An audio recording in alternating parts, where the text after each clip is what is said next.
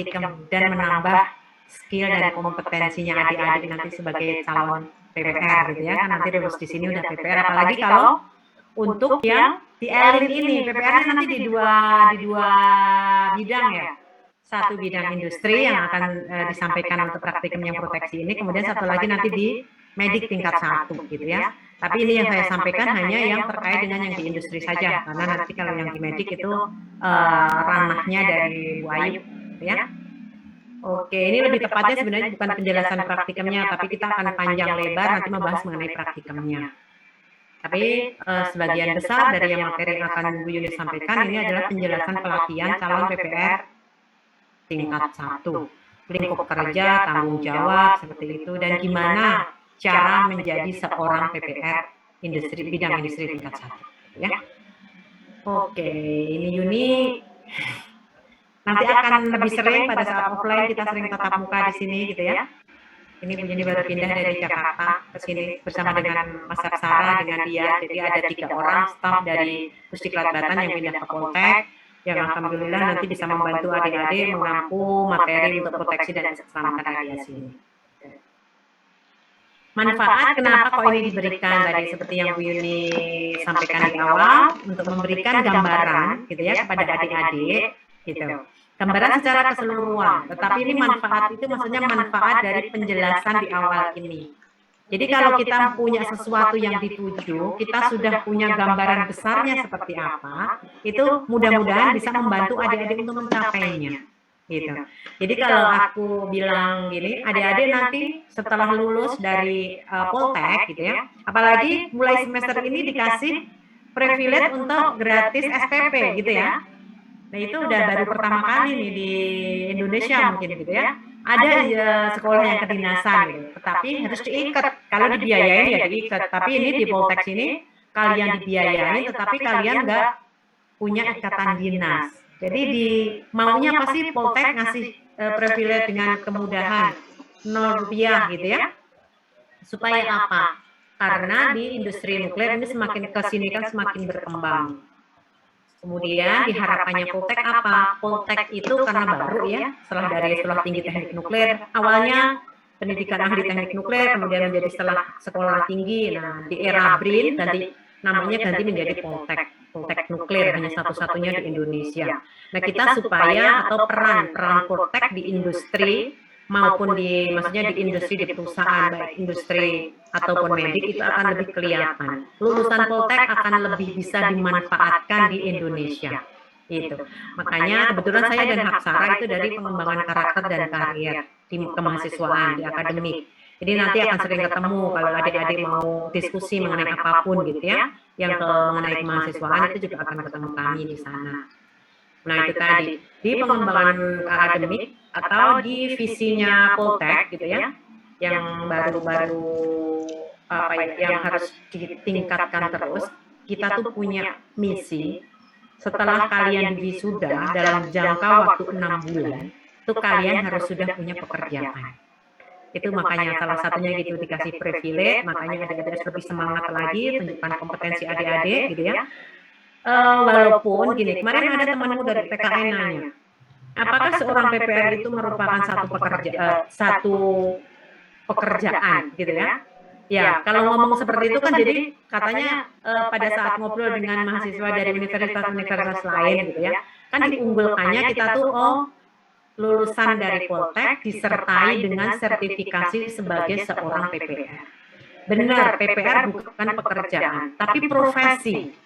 Profesi itu diperlukan untuk mendukung satu pekerjaan. Pekerjaan kamu ya apa ya, kamu sebagai D4 dengan jurusan Elin, kompetensimu ya ada di Elin. Tetapi untuk memudahkan kamu mendapat pekerjaan, Poltek ngasih kamu sertifikasi yang lebih, yang nggak didapatkan dari universitas lain. Apalagi Nur Elin ini punya 2 bidang, gitu kan? Satu medik, satu industri. Jadi insya Allah gitu ya, dengan punya PPR ini dan semakin berkembangnya industri nuklir yang ada di Indonesia, kalian akan mudah mendapatkan pekerjaan. Jika mau, tapi jika mau ya. Kadang-kadang kan ada peluangnya, tapi wah aku mau jadi istri aja, nggak mau kerja gitu kan. Jadi pendidikan ke Poltek tadi hanya untuk apa? Ya udah untuk mendukung dia sebagai seorang istri. Apakah salah? Enggak salah. Bagus juga gitu ya. Nah kayak gitu. Nah penjelasan praktikum ini di awal yaitu untuk memberikan atau menyampaikan tujuan dari praktikum proteksi dan keselamatan radiasi yang akan kita lakukan nanti itu seperti apa. Kemudian di sini akan saya sampaikan proses pembelajaran yang berlangsung. Tapi ini yang sebenarnya ini yang dilakukan di Pusdiklat, tetapi akan pelan-pelan nanti kalau ini bagus akan kita adopt, kita buat untuk mahasiswa Poltek. Walaupun untuk yang semester ini semua materinya kita masih mengikuti materi-materi yang sudah disiapkan oleh Bu Maria. Gitu ya, tapi dengan tentu saja Bu Maria juga akan selalu memberikan perbaikan yang berkesinambungan ya. Jadi semakin ke sini itu insya Allah akan semakin baik. Nah, di sini untuk apa? Untuk pencapaian target. Target dari materi ini selain kalian punya knowledge, punya skill, tentu saja kalian juga lulus sebagai seorang petugas proteksi radiasi. Gitu ya. Nah, untuk lulus menjadi seorang petugas proteksi radiasi, kalian harus diuji oleh Bapeten. Nah, salah satu persyaratan kalian harus lulus satu pelatihan. Nah, nanti makanya di akhir gitu ya, di semester 7 ya kalau nggak salah, kalian ada pelatihan proteksi radiasi ini. Ujiannya akan ulang lagi, nanti direview lagi. Jadi materi yang sudah kalian dapat di semester 4 gitu, nanti akan direview lagi pada saat kalian di semester 7 menjelang pelatihan. Supaya bisa lulus pelatihan dan sekaligus lulus punya lisensinya. Jadi sudah dimulai dari kemarin ya, semester 3 kalian dapat ADPR kan? Alat deteksi dan pengukuran radiasi gitu ya. Dan ini sudah GAP dengan survei meter dengan alat ukur radiasi apa saja. Prinsipnya, detektornya apa, digunakannya untuk apa gitu ya. Nah itu akan mendukung itu. Dan nanti pada saat kita praktikum skill kalian, pengetahuannya di ADPR, nanti skill kalian akan dipraktikum juga akan ditingkatkan lagi, akan selalu kita ingatkan. Tadi pencapaian target di sini sebagai seorang PPR. PPR harus mumpuni dari sisi skill, dari knowledge, juga attitude kalian. Nanti akan dibahas. Ya. Oke, latar belakangnya. Kalau di sini sebenarnya latar belakang untuk kesamaan pemahaman. Ini biasanya yang kami lakukan di Pusdiklat, itu pesertanya sangat heterogen. Dari industri manapun, untuk kegiatan yang berlainan, bahkan umurnya berbeda, ya, bidang keilmuannya juga berbeda. Kan syarat menjadi seorang PPR kan D3 teknis. Ada yang komputer bahkan, ada yang fisika, ada yang kimia, ada macam-macam, ya. Itu. Nah, di awal ini disampaikan untuk memberikan kesamaan pemahaman. Nah, kalau di Pusdiklat, pelatihan itu berlangsung 13 hari kerja. 13 hari kerja efektif, jam 7.45 sampai jam 4. Nah, kalian ini berlangsung sampai bertahun-tahun. Kalian semester 3 udah ada ADPR 1 semester, saat ini ada praktikumnya 1 semester, nanti ada pelatihannya 8 hari gitu ya. Tapi untuk pelatihan nanti hanya review-review, karena semua materinya sudah diberikan mungkin dalam 1,5 tahun gitu ya. Nah, itu diharapkan kalian harus PPR-nya lulusan Poltek, itu diharapkan untuk lebih kompeten daripada PPR yang hanya diciptakan Pusdiklat dalam waktu 13 hari kerja, gitu. Karena kalian sampai ke dalam-dalamnya tahu, ya kan? Kalau mereka kan hanya yang diperlukan untuk lulus lisensi, untuk lulus pelatihan, tapi kalau kalian harus lebih tahu sampai ke dalam-dalamnya. Nah, nanti pada saat di pasar industri, gitu ya, di pasar industri, kalian harus menunjukkan kompetensi kalian ini. Lulusan Poltek PPR-nya, gitu ya. Ya. Nah, ini ada gambar-gambar macam-macam sih ya. Ini katanya yang ini tuh untuk gambar apa ini? Ini kayaknya untuk yang di medik gitu ya. Kemudian ini ada alat ukur, kalau ini X-ray. Ada apakah sudah pernah ada praktikum yang menggunakan pesawat Sinar E yang untuk industri? Belum ya? Belum. Sudah? Belum, Bu. Oh, belum. Di Poltek kan punya. Nanti kita juga akan mirip seperti ini di Lab NDT. Ini tabung pesawat Sinar E-nya. Kemudian ini kegiatan-kegiatannya yang menggunakan radiografi industri, ini kameranya. Dia ngecek apa? Biasanya ini di perminyakan nih. Di tambang-tambang. Ngecek dari pipa-pipa ini. Kan nanti akan dilalui oleh si minyak, apakah pipanya bocor apa enggak, kayak gitu. Ini dari teknik radiografi. Ini juga teknik radiografi. Kalau ini lebih yang ke medik. Ini alat ukur salah satu contoh. Ini hanya ilustrasi gambar-gambar. Kalian bisa lihat lebih banyak lagi nanti di googling gitu ya. Lingkup kerjanya apa saja untuk industri tingkat 1. Kemudian kalian bisa tahu, kemudian bisa berpikir nanti ke depan saya mau kerja di bidang apa. Tapi khusus kalian ada medik juga, gitu ya. Medik 1 itu juga lingkup kerjanya juga luas, karena memang di rumah sakit. Nah, nanti kalian ketertarikannya di mana, ya. Oke, kemudian tujuan dari materi ini menjelaskan tujuan program pelatihan tadi ya, berpraktisi AA ini. Saya di sini ditugasi sama Bu Maria untuk men-trigger kalian, memberikan motivasi supaya semangat menjadi seorang petugas proteksi radiasi, dimulai dari semangat mengikuti praktikum proteksinya. Gitu ya. Nah, di sini makanya saya berharap supaya nanti berhasil, itu bukan hanya di sini berpartisipasi aktif ini. Kalian sudah dapat teorinya di kelas. Pada saat praktikum, kalian harus benar-benar memperdalam teori yang sudah kalian dapat di kelas dengan dipraktekkan. Pada saat nanti kita praktikum sudah offline, insya Allah ya. Insya Allah sudah offline, itu akan lebih banyak waktu diskusi. Gitu. Jadi kalau ada yang kira-kira agak membingungkan di teori gitu, dan itu wajar, biasa terjadi, adik-adik bisa kita diskusi pada saat offline. Gitu ya. Kemudian ini menyusun strategi pembelajaran untuk mencapai kompetensi kalian nanti sebagai seorang petugas proteksi radiasi. Ya. Oke, kemudian ini materi sebenarnya materi pelatihan, tetapi supaya kalian tahu, ini akan saya sampaikan secara keseluruhan. Jadi, yang untuk praktikum ini ya nanti hanya sebagai yang praktikumnya saja. Tetapi untuk seorang PPR, dia harus tahu semuanya. Dan ini nanti di praktikum ini juga ada yang praktikum mengenai dasar hukumnya. Kemudian bagaimana menyusun PPKR-nya. Nah, gitu nanti akan juga ada. Tapi tadi, lagi-lagi Bu Yuni, kalian harus kompeten. Kompeten mengenai apa? Apa saja yang berkaitan dengan proteksi dan keselamatan radiasi. Karena nanti di tugas dari seorang PPR itu ada, kalian harus memberikan konsultasi mengenai PKR, proteksi dan keselamatan radiasi. Jika kalian menjadi seorang PPR di satu instansi atau instalasi, ya, kalian adalah orang yang dianggap paling kompeten, paling ngerti mengenai proteksi dan keselamatan radiasi. Gitu ya. Makanya kenapa dimulai lagi harus kompeten ya. Kemudian tujuan dari program pelatihan, kurikulum pelatihannya, strategi pembelajaran dan jadwal. Ini nanti jadwalnya kita skip. Jadwalnya nggak disampaikan sama Bu Yuni karena nanti jadwal-jadwal ini adalah jadwal pelatihan dan kita hanya akan bahas di praktikumnya saja. Ya.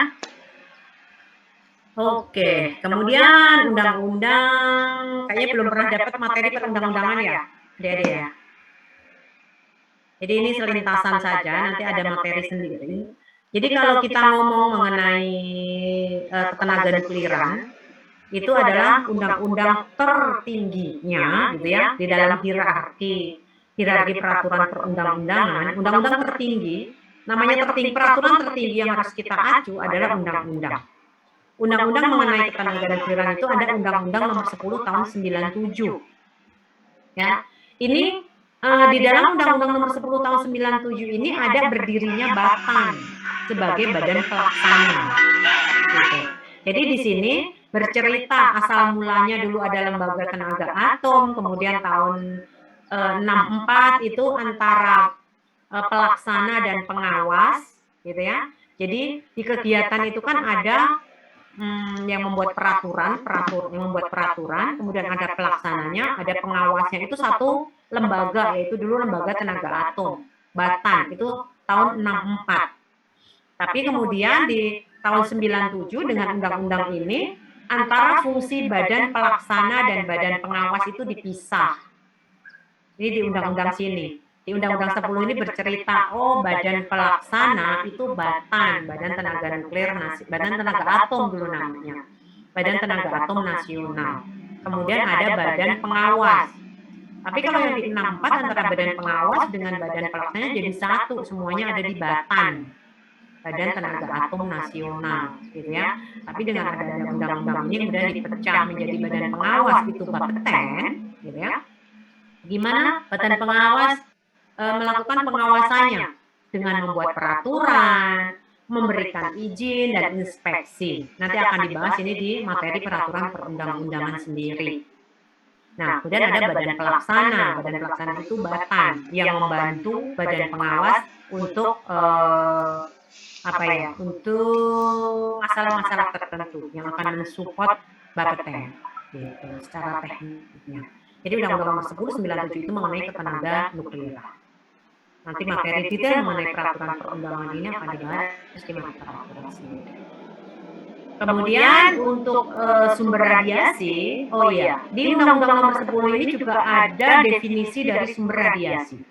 Sumber radiasi itu ada dua, ya.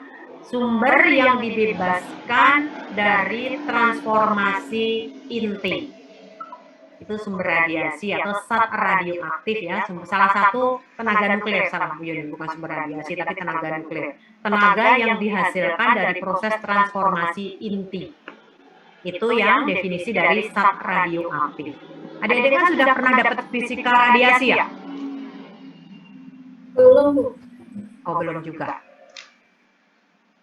Oh, oke. Jadi ini nanti ada di materi fisika radiasi. Dia akan membahas sumber radiasi, tenaga nuklir itu apa, sumber radiasi itu apa, gitu ya. Bu Yuni cariin kulitnya sedikit, sampaikan kulitnya. Jadi tenaga nuklir itu ada tenaga yang dibebaskan dari proses transformasi itu, yaitu definisi dari zat radioaktif. Zat radioaktif itu sumber radiasi yang setiap saat dia akan memancarkan radiasi.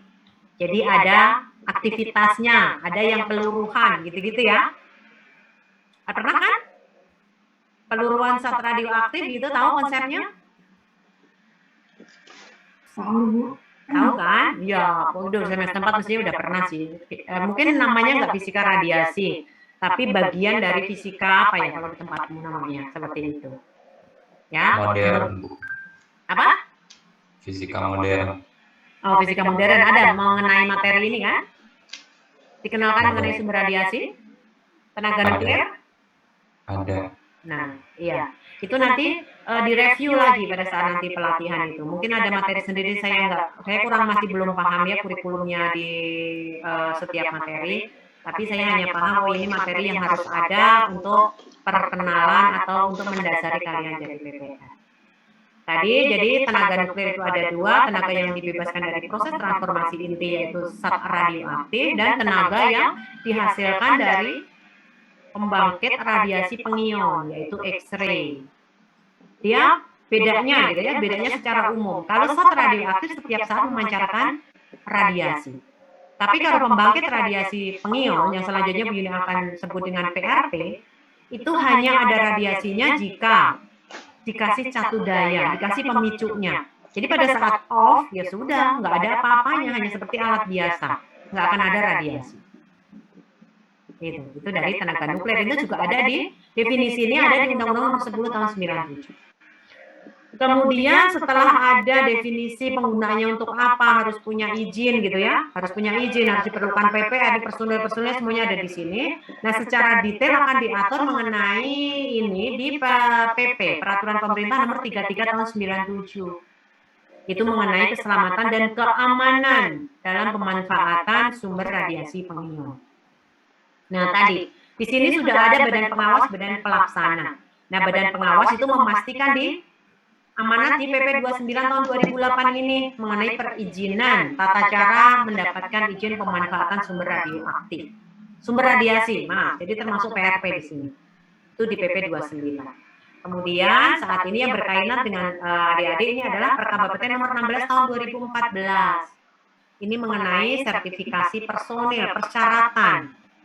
Kurikulumnya apa saja? Seorang PPR ini harus mendapatkan pelatihan ini, pekerja radiasi harus ini tuh ada di Perkab 16 2014. Tetapi ini juga sedang diamandemen, ya. Gitu.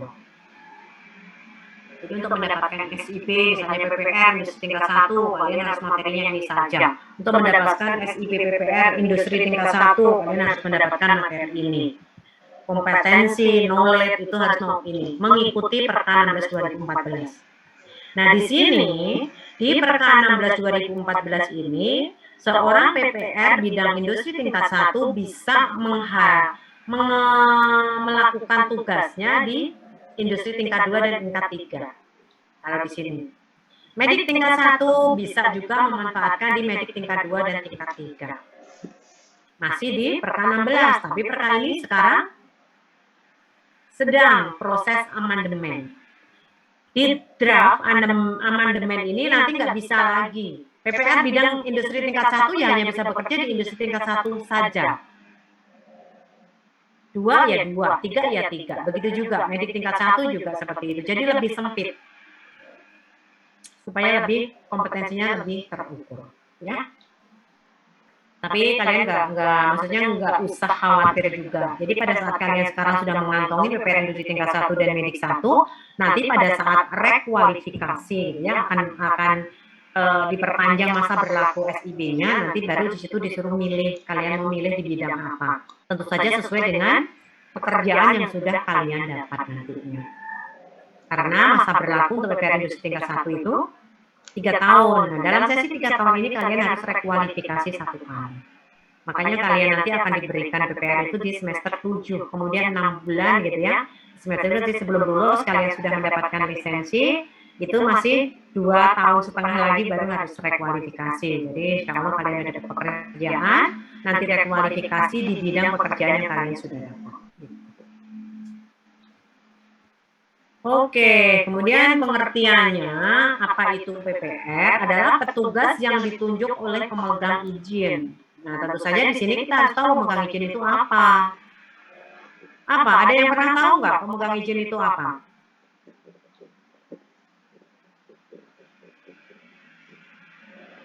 Ada yang pernah tahu? Teman-teman? Belum tahu. Belum tahu. Jadi pemegang izin itu ada nanti di PP 33, di PP 29 tadi ada di situ definisi dari pemegang izin. Orang yang bertanggung jawab terhadap sumber radiasi. Nanti sama Bapeten ada ya yang dikasih katun itu pemegang izin. Nah, pada saat kalian mendapatkan lisensi nanti pemegang izinnya ya masih ke Poltek, direktur Polteknya. Tapi begitu nanti kalian dapat pekerjaan di satu instansi, pemegang izinnya berubah dari instansi yang mempekerjakan kamu. Ya, jadi ditunjuk oleh pemegang izin dan oleh Bapeten dinyatakan mampu untuk melaksanakan pekerjaan yang berhubungan dengan proteksi radiasi. Oleh Bapeten dinyatakan mampu. Ini lisensi tadi di dalam rangka ini. Jadi kalau kalian sudah mendapatkan SIB sebagai PPR, artinya Bapeten sudah mendeklar kalau kalian mampu melakukan pekerjaan yang berhubungan dengan proteksi radiasi. Gitu, yang tadi begini di depan disampaikan tadi. Gitu ya. Jadi kalian yang dianggap paling mumpuni, paling kompeten untuk pekerjaan yang berhubungan dengan proteksi radiasi. Karena kalian akan bertanggung jawab terhadap keselamatan dalam pengoperasian si sumber radiasi yang kalian punya. Gitu. Tapi secara hukum siapa yang bertanggung jawab? Ya, pemegang izin. Gitu. Oke, kemudian lingkup PPR industri tingkat 1. Pertama di produksi pembangkit radiasi pengion. Ini. Jadi kalian bisa bekerja di pabrik yang membuat X-ray. Pembangkit radiasi pengion ini kayak X-ray-nya bisa linek, bisa juga nanti akselerator, bisa F18, penghasil F18 gitu ya. Itu bisa bekerja yang diproduksi mesin-mesin ini. Kalian bisa bekerja, tapi yang di Indonesia yang banyak itu produksi X-ray, itu ada banyak. Kemudian bekerja di pabrik yang memproduksi barang konsumen yang mengandung zat radioaktif. Ayo, siapa yang tahu nih barang konsumen yang mengandung zat radioaktif? Kira-kira apa saja? Ada yang pernah dengar-dengar gitu nggak? Kaos lampu petromak, itu ada thoriumnya. Jadi kalau diproduksi thorium itu harus ada PPR industri tingkat 1. Atau nantinya kaitannya dengan medik, itu di sini, produksi radioisotop. Itu juga perlu PPR industri tingkat 1. Karena ini ngomongnya di produksinya, gitu ya. Walaupun ini nanti untuk pada saat penggunaannya perlu medik tingkat 1, tetapi kalau produksi radioisotopnya itu masuk di industri tingkat 1. Kemudian yang memproduksi apa sekarang? Smoke detector. Itu juga ada zat radioaktifnya AM241. Itu juga perlu untuk produksinya ya di tempat yang produksi. Itu perlu juga PPR industri tingkat 1. Itu untuk yang produksi. Kemudian itu penggunaan. Ya, penggunaan untuk yang apa saja? Iradiator. Iradiator, nanti ini juga ada praktikumnya di sini untuk iradiator. Kita gimana proteksi radiasi dalam pengoperasian iradiator, gimana uji usapnya di iradiator, nanti ada praktikumnya. Kemudian ada di bidang radiografi industri. Ini yang umum, banyak sekali penggunaan di bidang radiografi industri. Bahkan mungkin sebagian besar, gitu, lebih dari 60% PPR yang lulusan STTN dulu ya, itu kerjanya di bidang radiografi industri. Ini juga nanti ada praktikumnya lengkap di sini, yang dimulai nanti oleh Mas Hafsat.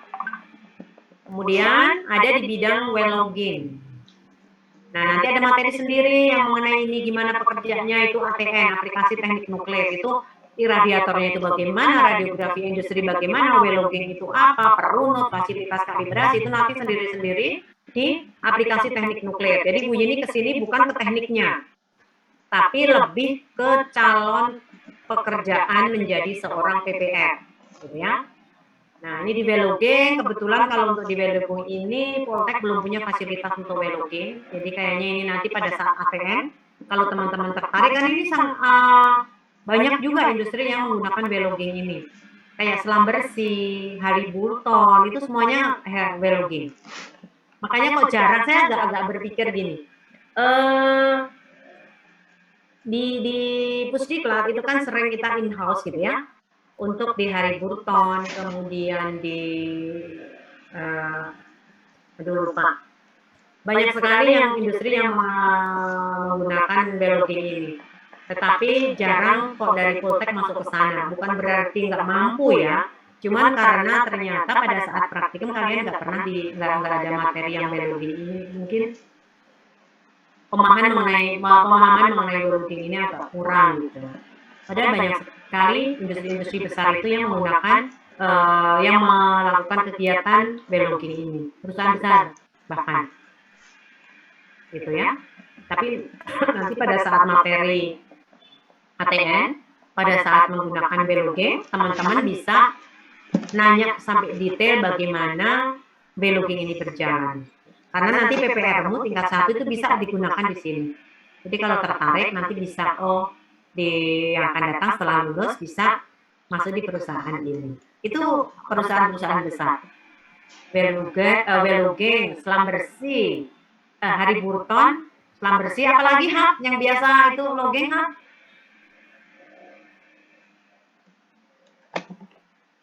Oh, acaranya lagi nggak dengar. Jadi ini banyaklah perusahaan-perusahaan besar, tapi Bu Yunia taunya yang sudah bekerja sama dengan Pusdiklat, ya. Kemudian untuk perunut, tracer, ini juga bagian dari well logging, tapi yang pakai sumber terbuka. Nah, di perunut. Ngomong-ngomong, sumber terbuka, sumber terbungkus tahu ya bedanya ya, teman-teman ya. Kaitannya dengan yang di proteksi radiasi dan di fisika radiasi tadi, di zat radioaktif itu ada terbuka, ada terbungkus. Tahu nggak bedanya sumber terbuka, sumber terbungkus? Belum ya? Belum. Belum. Belum? Semuanya belum? Ada yang sudah tahu?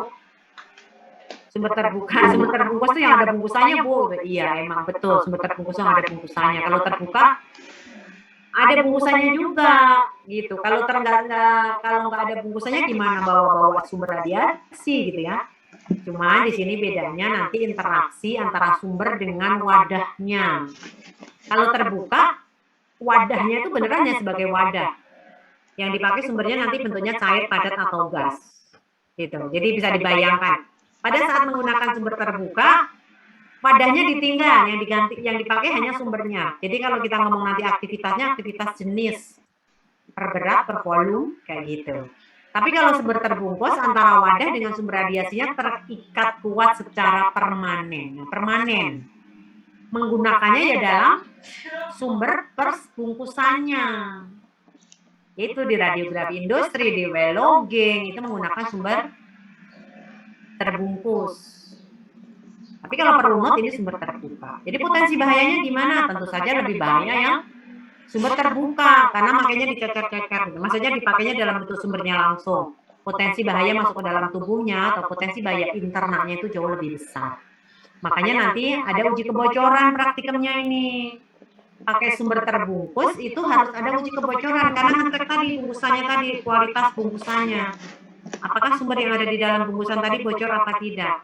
Makanya nanti di semua materi yang menggunakan sumber terbungkus ada materi uji kebocoran. Uji kebocoran di iradiator karena harusnya pakai kebal 60. Uji kebocoran di radiografi industri karena dia pakai iridium 192.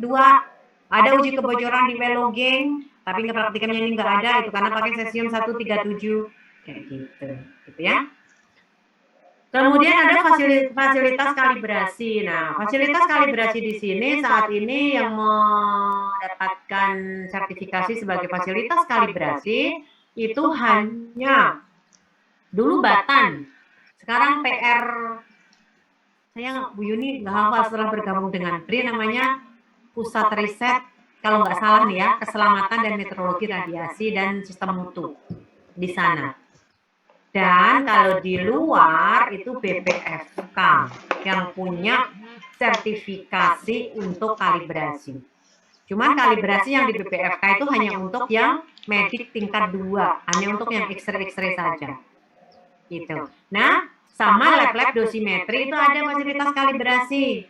Tapi bukan industri 1 nantinya karena peralatan medik yang dibutuhkan adalah medik tingkat 1 di fasilitas kalibrasi. Namanya nanti di UKES, uji kesesuaian gitu ya. Itu nanti medik tingkat 1. Kemudian di kegiatan fotofluorografi. Fotofluorografi ini adalah kegiatan kayak semuanya sudah pernah naik pesawat nggak? Pernah ke bandara nggak? Atau ke hotel yang ada bagasi? Ada? Pernah? Pernah, Bu. Pernah ya, semuanya sudah pernah diri. Kalau itu kan namanya fluoroskopi bagasi. Fluoroskopi bagasi paling sumber radiasinya sampai hanya 200 keV X-ray yang digunakan. Tapi kalau fotofluorografi ini bisa sampai megavolt. Biasanya di sini yang banyak fotofluorografi itu di port, di pelabuhan-pelabuhan. Bisa sampai X-ray yang digunakan sampai 6 megavolt, 6000 volt. Si peti kemasnya yang lewat gitu. Nah, itu nanti itu juga di port-port yang punya fasilitas ini juga butuh seorang PPR industri tingkat 1. Nah, ini dengan aktivitas tinggi atau pembangkit radiasi pangneon dengan energi tinggi, bahkan ini sampai 6 megavolt.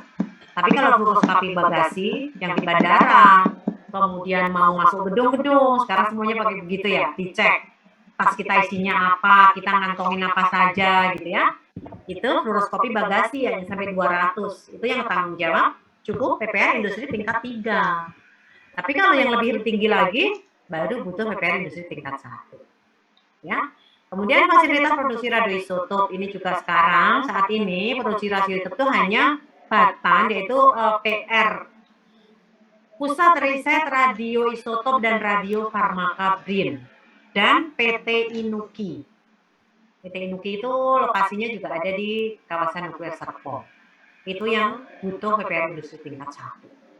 Dan fasilitas pengelolaan limbah radioaktif. Ini juga adanya di PLR namanya. Ada di BRIN juga, ada di kawasan nuklir Serpong. Satu-satunya yang ada di Indonesia mengelola limbah radioaktif. Jadi nanti kalau teman-teman yang pengennya masuknya ke BRIN gitu ya, ada masuk di ini fasilitas radioisotop, fasilitas limbah, kemudian penggunaan di sini ada yang welogeng juga ada, itu nanti PT BGN. Sekarang saya Bu Yuni nggak apa masuk kemana, itu juga perlu untuk yang industri tingkat 1. Fasilitas kalibrasi masuk juga di PT KMR tadi, gitu. Kalau tertarik untuk nanti peluang kerjanya masuk ke BRIN. Nah, ini ada pertanyaan. Lingkup kerja di sini, teman-teman. Ibu izin bertanya, Bu. Silakan. Kalau di sini kan yang PPR industri tingkat 1 itu produksi radioisotop. Apakah untuk penggunaan radioisotop itu tingkatannya berbeda apa Bu PPR-nya? Iya, kalau penggunaan radioisotop nanti masuk lagi dia aktivitas rendah atau aktivitas tinggi, sumber terbuka atau sumber terbungkus. Jadi rata-rata yang penggunaan radioisotop itu masuknya di medik tingkat 1. Digunakannya untuk apa? Untuk terapi. Ya, untuk terapi itu sumber terbungkus biasanya ada kobalt 60, ada cesium 137, ada iridium 192. Nah, untuk terapi ini lagi ada teleterapi dan brachyterapi. Teleterapi kalau kobalt bisa sampai 15.000 curie. Kalau yang brachyterapi mungkin hanya 2 curie. Bedanya pasti kalau tele itu hanya sinarnya, energinya yang sampai ke sana nanti dikolimasi. Tapi kalau brachyterapi, zat radioaktifnya yang masuk ke dalam tubuh. Nah, teleterapi kalau menggunakan pembangkit radiasi pengion ini itu sampai 10 mega elektron volt, 6 sampai 10 mega elektron volt biasanya. PPR yang diperlukan adalah PPR medik tingkat 1. Di tempatmu nanti kan dapat, itu bisa di situ. Kemudian kalau yang itu yang sumber terbungkus ya, zat radioaktif yang sumber terbungkus. Ada yang sumber terbuka, itu di kedokteran nuklir. Itu juga PPR medik tingkat 1. Jadi zat radioaktif terbukanya masuk ke dalam tubuh kita, pernah dengar kali ya, yodium 131 atau teknisium 99 metastabil. Itu butuhnya juga PPR medik tingkat 1. Kayak gitu. Itu di penggunaan. Itu ya. Jadi nanti kalau kamu punya medik tingkat 1, kalau mau ke rumah sakit juga bisa, di industri juga bisa. Gitu. Alhamdulillah kalian dibekelin ini, tapi memang ini memperluas lapangan pekerjaan kamu saja. Ilmunya ya berbeda lah gitu ya. Tetapi secara umum ilmu sebagai PPRC ya sama-sama saja. Hanya nanti secara teknisnya gitu ya, itu agak berbeda. Gitu? Oke Bu, itu untuk contohnya itu kayak kemo Bu ya? Kemo itu teleterapi. Oh, iya Bu. Kemo itu teleterapi. Kadang-kadang pakai linek yang tadi Bu Yuni bilang PRP itu 6 mega sampai 10 mega volt. Atau kalau dia pakai teleterapinya pakai zat radioaktif, biasanya yang umum itu kobalt 60. Itu 2.500 curie kobalt. 60 itu udah nggak bisa dipakai. Jadi bayangkan tanggung jawabmu nanti gitu ya. Gitu. Makanya kenapa harus CPR medik tingkat 1 untuk yang di sini. Gitu. Gitu? Bisa dipahami? Baik Bu, terima kasih Bu. Oke. Ada lagi pertanyaan mengenai ini lingkup kerjamu nanti? Nggak ada? Lanjut. Oke, selanjutnya tanggung jawabmu apa saja sih gitu ya. Walaupun nanti ini mungkin akan diulang, bukan mungkin, pasti akan kami ulang lagi pada saat di pelatihan menjelang kalian ambil lisensi di semester 7 nanti. Pertama, membuat dan memutakhirkan PPKR. PPKR itu program proteksi dan keselamatan radiasi. Nah, ini tanda tambahan lagi sebenarnya. Karena yang PP 29 tadi walaupun belum sepenuhnya dicabut, sekarang sudah ada PP baru yang mengenai perizinan, yaitu PP 5 tahun 2021. Di situ termasuk persyaratan perizinan itu agak berubah. Tetapi PPKR masih ada, tapi ada tambahannya lagi. Seorang PPR harus punya kemampuan untuk mengkaji kajian keselamatan ya di tempat kajian keselamatan sumber radiasi yang kalian pakai. Itu di awal harus ada itu. Setelah ada dokumen kajian, ada dokumen PPKR-nya. Makanya kemarin mungkin sudah di-share di mana ya? Ada dari PT Topan Printing gitu di Cikarang itu membutuhkan seorang PPR gitu ya, di-share di kami di kemahasiswaan.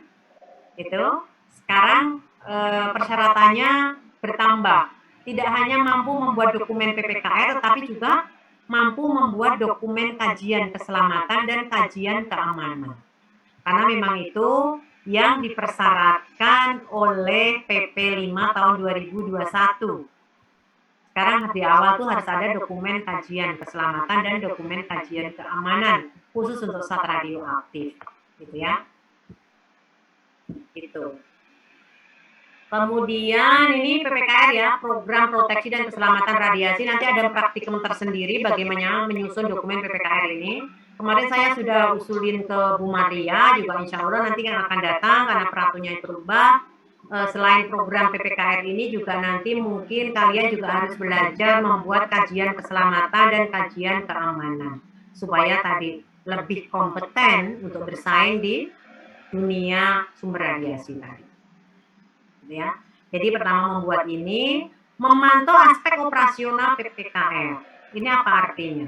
Kalau kalian membuat dokumen PPKR ini sistematikanya sudah ada. Sudah dari peraturan Bapeten dikeluarkan itu sudah ada acuan dokumennya.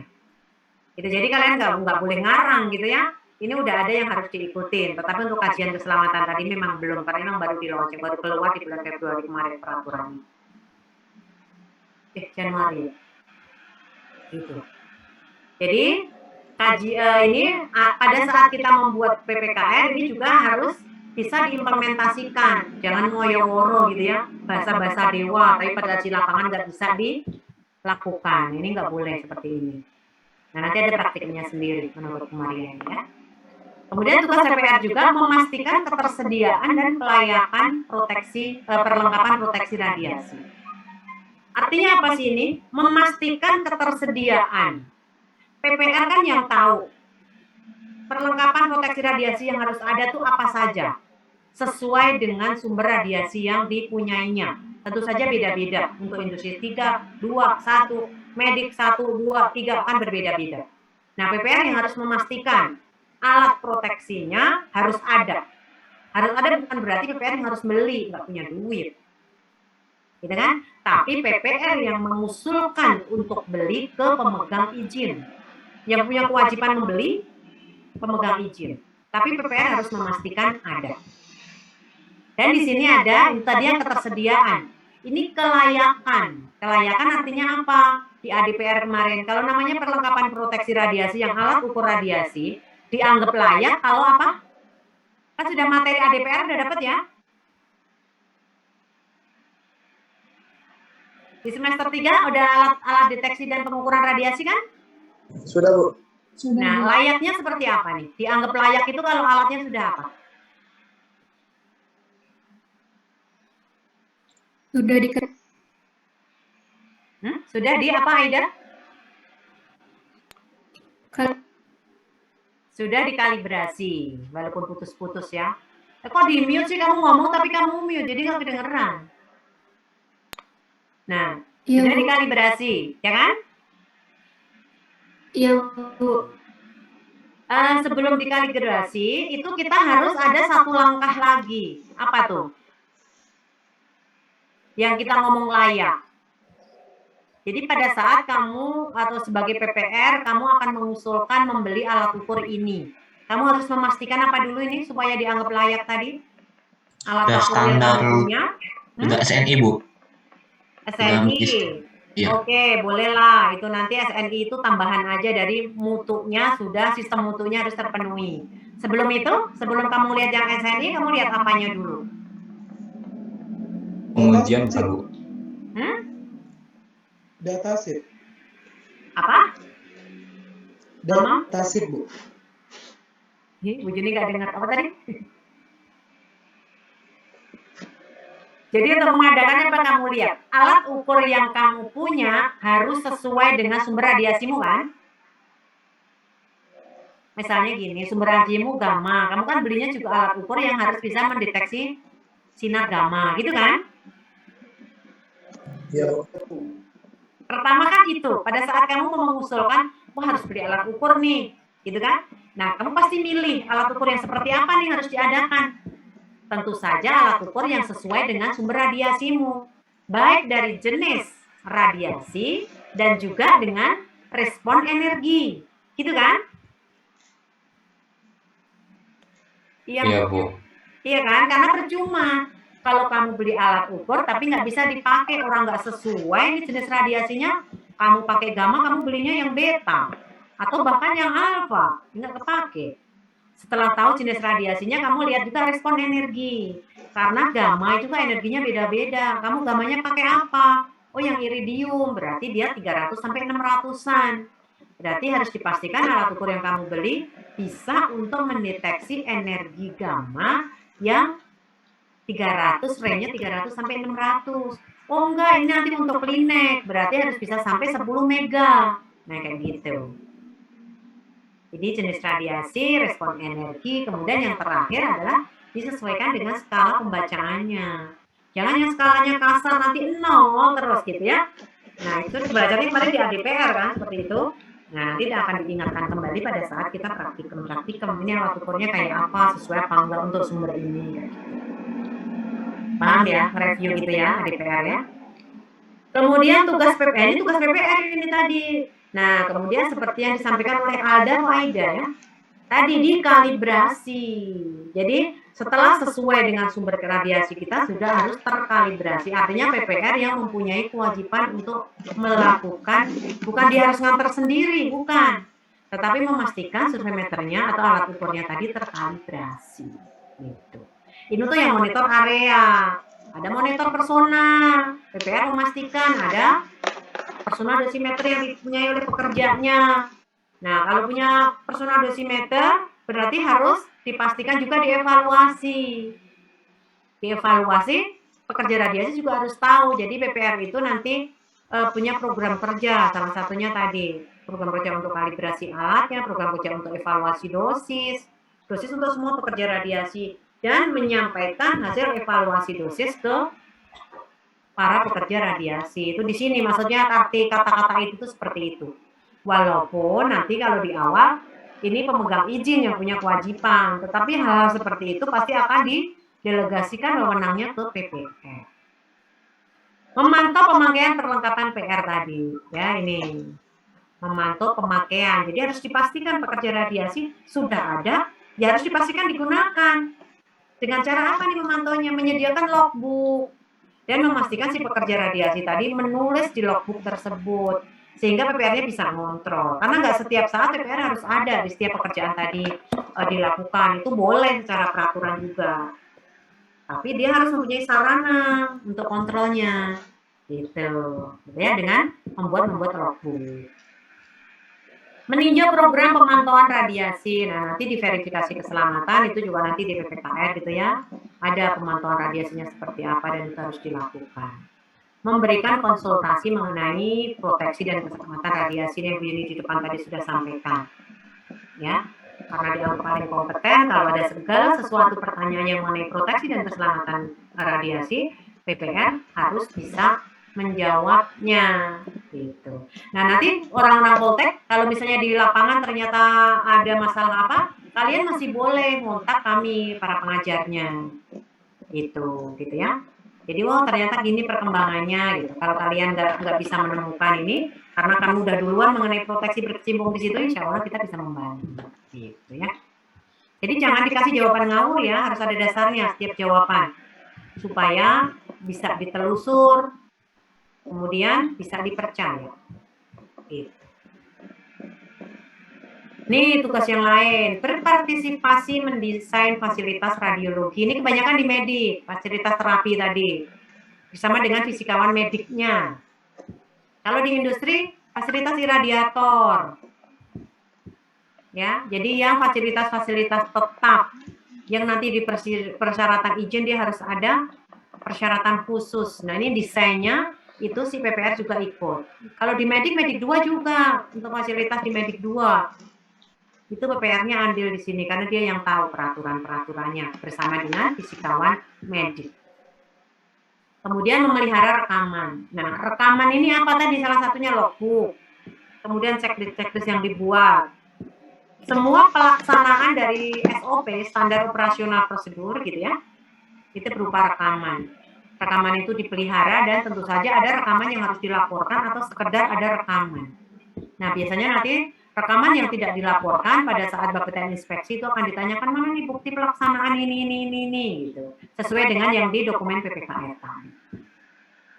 Ya. Selanjutnya adalah tugasnya bisa mengidentifikasi dan mengorganisasi pelatihan. Jadi karena PPR itu yang ada di lapangan, PPR yang tahu. Ya, personil siapa yang sudah kompeten dan belum kompeten. Kalau ternyata ada personil yang tidak kompeten atau belum kompeten, PPR bisa mengusulkan ke pemegang izin. si orang ini perlu pelatihan ini untuk mendukung pekerjaannya tadi. Bukan hanya pelatihan mengenai proteksi dan keselamatan radiasi, tapi pelatihan teknis yang mendukung pekerjaannya.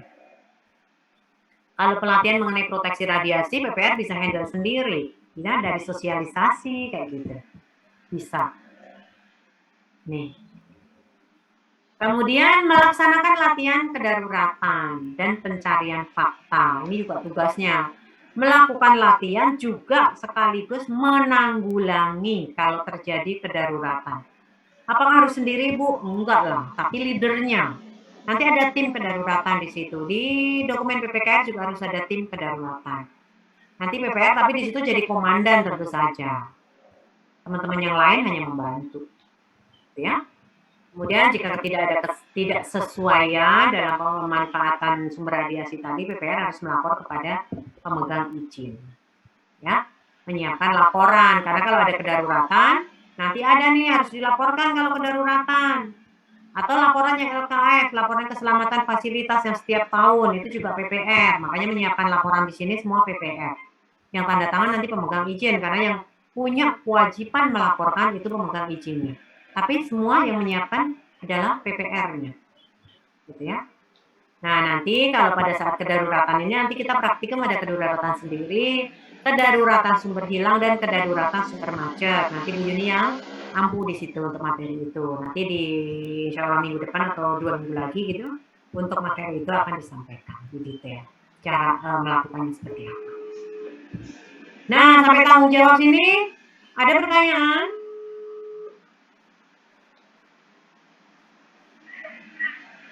Ada pertanyaan telepon Kak, sebagai seorang PPR nanti?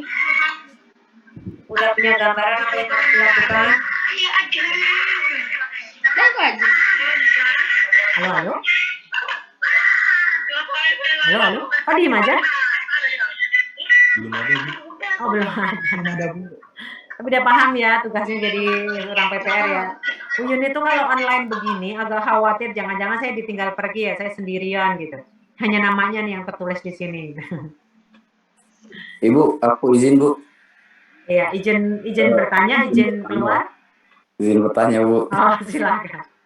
Berarti sewaktu-waktu nanti misalkan insya Allah ya kami nanti di masa mendatang sudah mendapatkan kerja terus mengalami kesulitan, nggak apa-apa Bu ya untuk mengontak gurunya.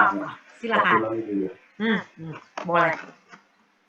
Masih banyak sekali sampai sekarang juga murid-murid kami yang di Pusdiklat itu kalau ada kesulitan gitu selalu masih ngontak ke kami para pengajar di Pusdiklat. Nah, ini mudah-mudahan akan terbiasa juga, nanti kami biasakan karena lulusan Poltek kalian kalau ada masalah mengenai proteksi radiasi silahkan kontak ke kami. Gitu. Ya. Baik, Bu. Oke, lanjut. Nah, ini sekarang tujuan dari pelatihan. Pelatihan itu salah satunya adalah praktikum. Praktikum yang akan kita lakukan. Menghasilkan personel yang mempunyai kompetensi sebagai PPR sesuai dengan peraturan yang berlaku. Peraturan yang berlaku itu yang tadi Undang-Undang Nomor 10, PP 33, kemudian ada Perka 4 dan Perka 16 tadi. Jadi itu kompetensinya itu apa saja? Itu ada di Perka 16. Apa saja yang PPR harus kompeten, gitu ya. Jadi di sini kompetensinya itu. Kalau teorinya dari kemarin semester 3 udah dapat ADPR, sekarang praktikum. Nanti ada materi lagi fisika radiasi, ada dosimetri, ada efek, ada proteksi radiasi, ada peperangan kerja gitu ya. Ada peraturan sendiri, terakhirnya nanti ada perizinan. Itu memberikan knowledge yang cukup untuk kalian jadi seorang PPR. Ya, kalau di Bu Yuni hanya 13 hari itu udah semuanya untuk tiga-tiganya di sini. Tapi kalian dapat sampai bersemester-semester gitu ya. Nah, mudah-mudahan kompetensi kalian lebih tinggi dibanding PPR yang dihasilkan oleh Pusdiklat. Kayak gitu. Ya, knowledge-nya cukup. Knowledge-nya cukup tentu saja dimengerti. Disampaikannya cukup, daya tangkap kalian tergantung gitu kan. Nah, ini supaya cukup kan diulang-ulang. Di setiap materi akan dihubungkan ke sana supaya knowledge yang kalian punya cukup. Kemudian skillnya cukup, keterampilannya. Nah, keterampilan cukup itu dari praktikum ini. Praktikum. Ya kan? Makanya Bu Yuni selalu bilang, pada saat praktikum yang ada berhubungan dengan sumber radiasi, ini adalah untuk memahami dari knowledge yang kamu dapat, implementasi di lapangannya seperti apa, skill kamu ngerti jadi PPR itu harus ngapain.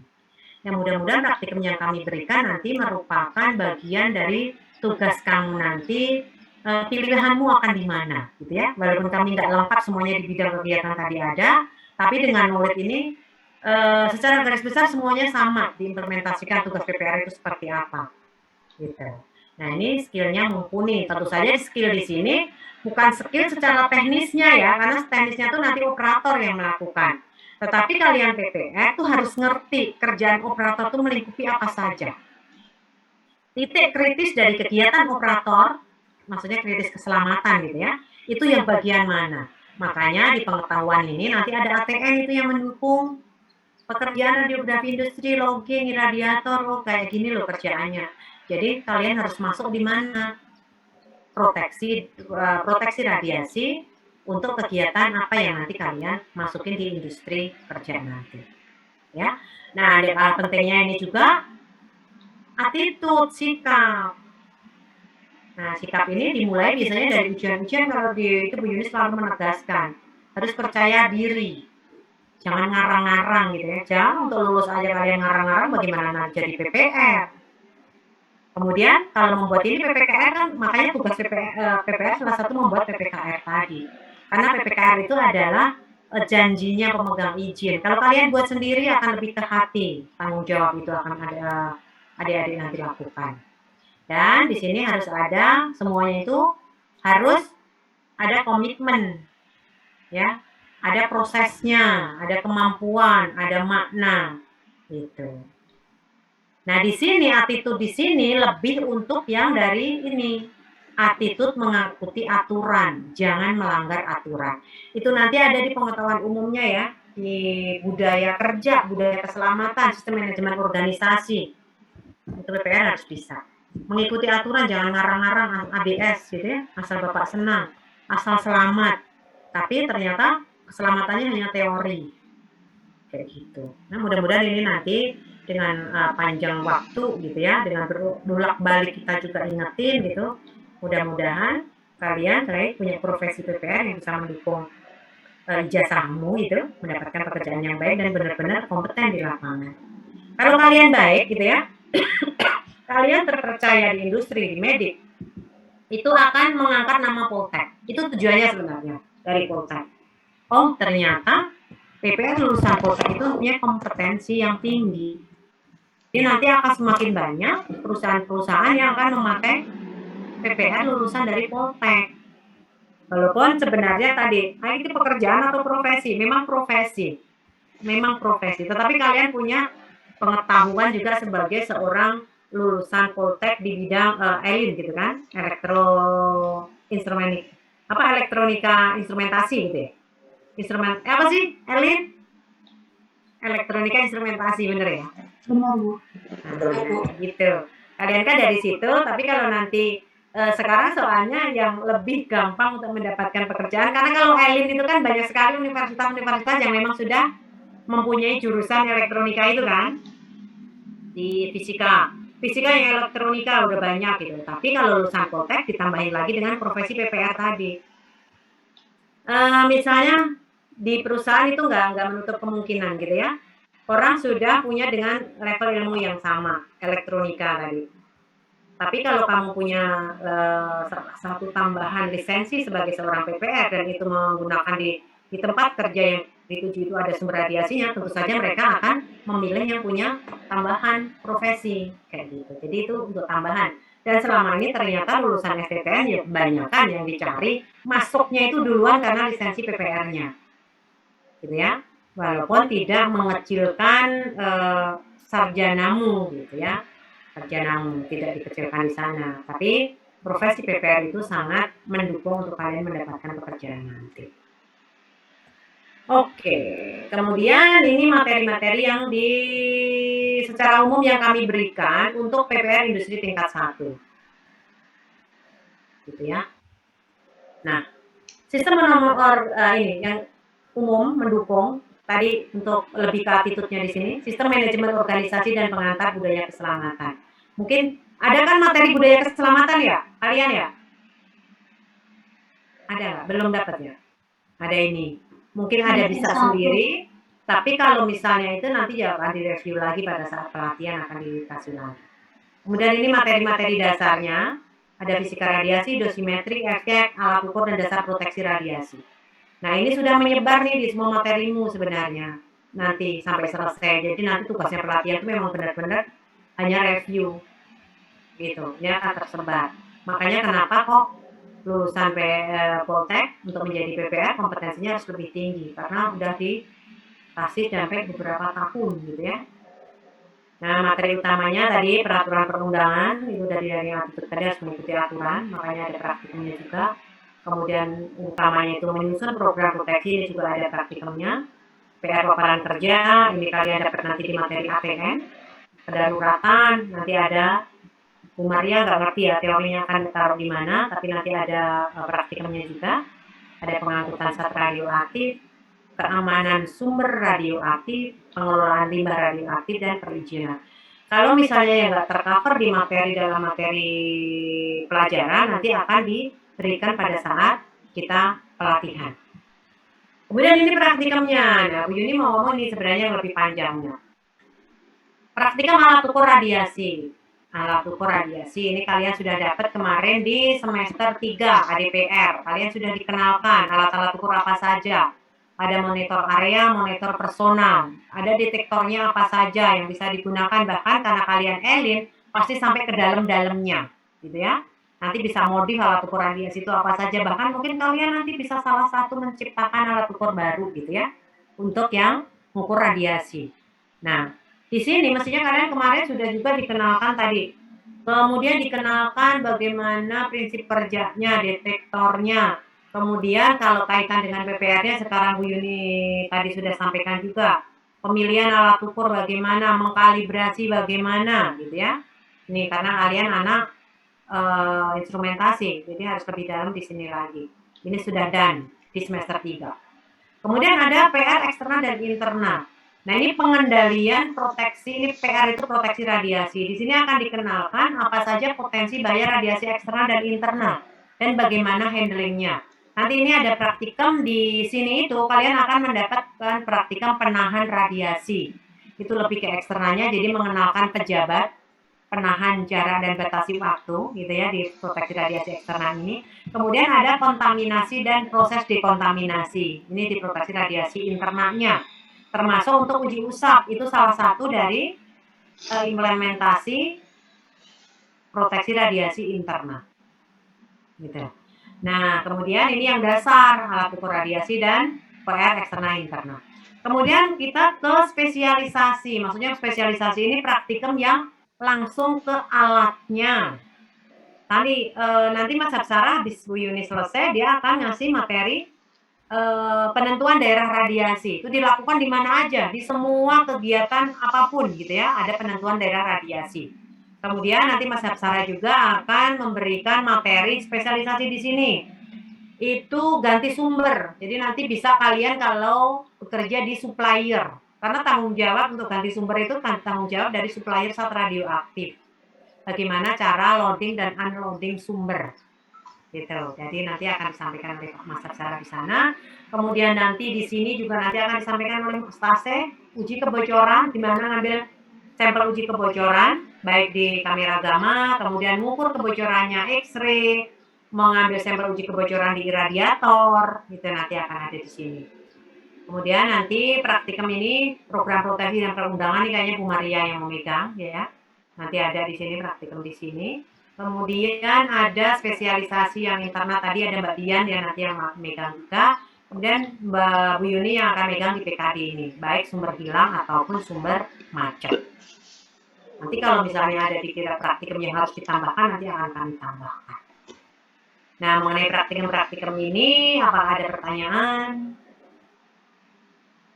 Ini yang akan kita running setelah teorinya 7 kali ya, 7 kali. Jadi mungkin karena nanti pas terakhir itu, tadi mulainya 1 Maret, 7 kalinya itu nanti pas akhir-akhir April dan itu udah menjelang Lebaran kan kita tanggal 2 dan 3 Mei gitu ya.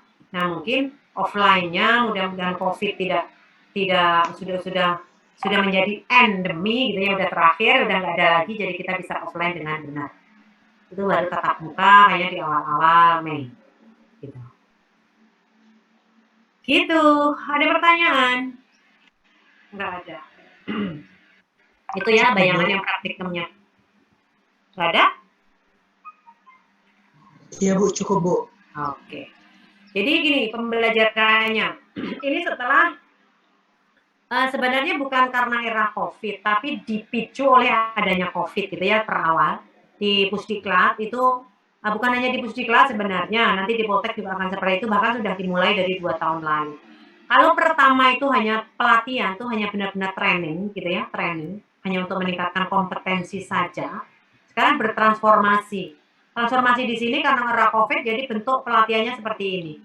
Ini bertransformasinya dari apa? Training yang pelatihan menjadi learning, pembelajaran.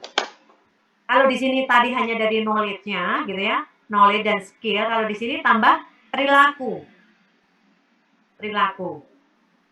Gitu. Kemudian ini cara menyampaikan materinya. Itu kita masuk di blended ya. Saat ini semua materi yang bisa online, kita online dulu daring.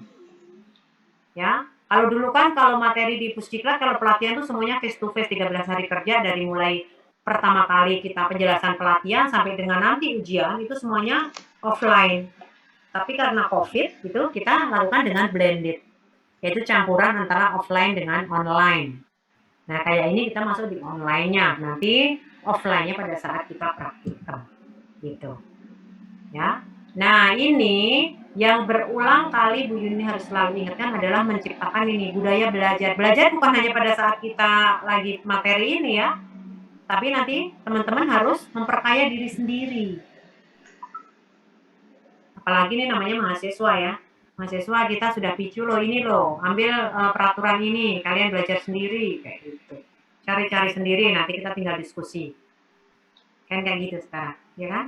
Bu Yuni ini ngajarinya masih mengajar pelatihan, jadinya masih kamu harus gini gitu ya. Padahal katanya kalau mahasiswa hanya dikasih ini, udah nih kamu kasih tugas gitu. Bu Yuni itu belum terbiasa dengan mahasiswa. Jadi masih agak nuntun, nggak apa-apa ya, di awal-awal kayak begitu. Supaya kalian juga lebih terbiasa lagi dengan radiasi. Ini yang di materi yang di Pusdiklat itu memang Bu. Nah, ini jarak jauhnya itu semuanya dari apa, bahan ajar semuanya, bahan tayang, soal latihan, video gitu ya. Nah ini semuanya juga nanti pada saat pelatihan juga di sini akan dapat seperti itu. Mudah-mudahan kita sudah punya LMS ya, nanti kalian itu kan di semester 7 ya, LMS kita sudah, semua kita pakai lewat LMS nanti pembelajarannya untuk yang online.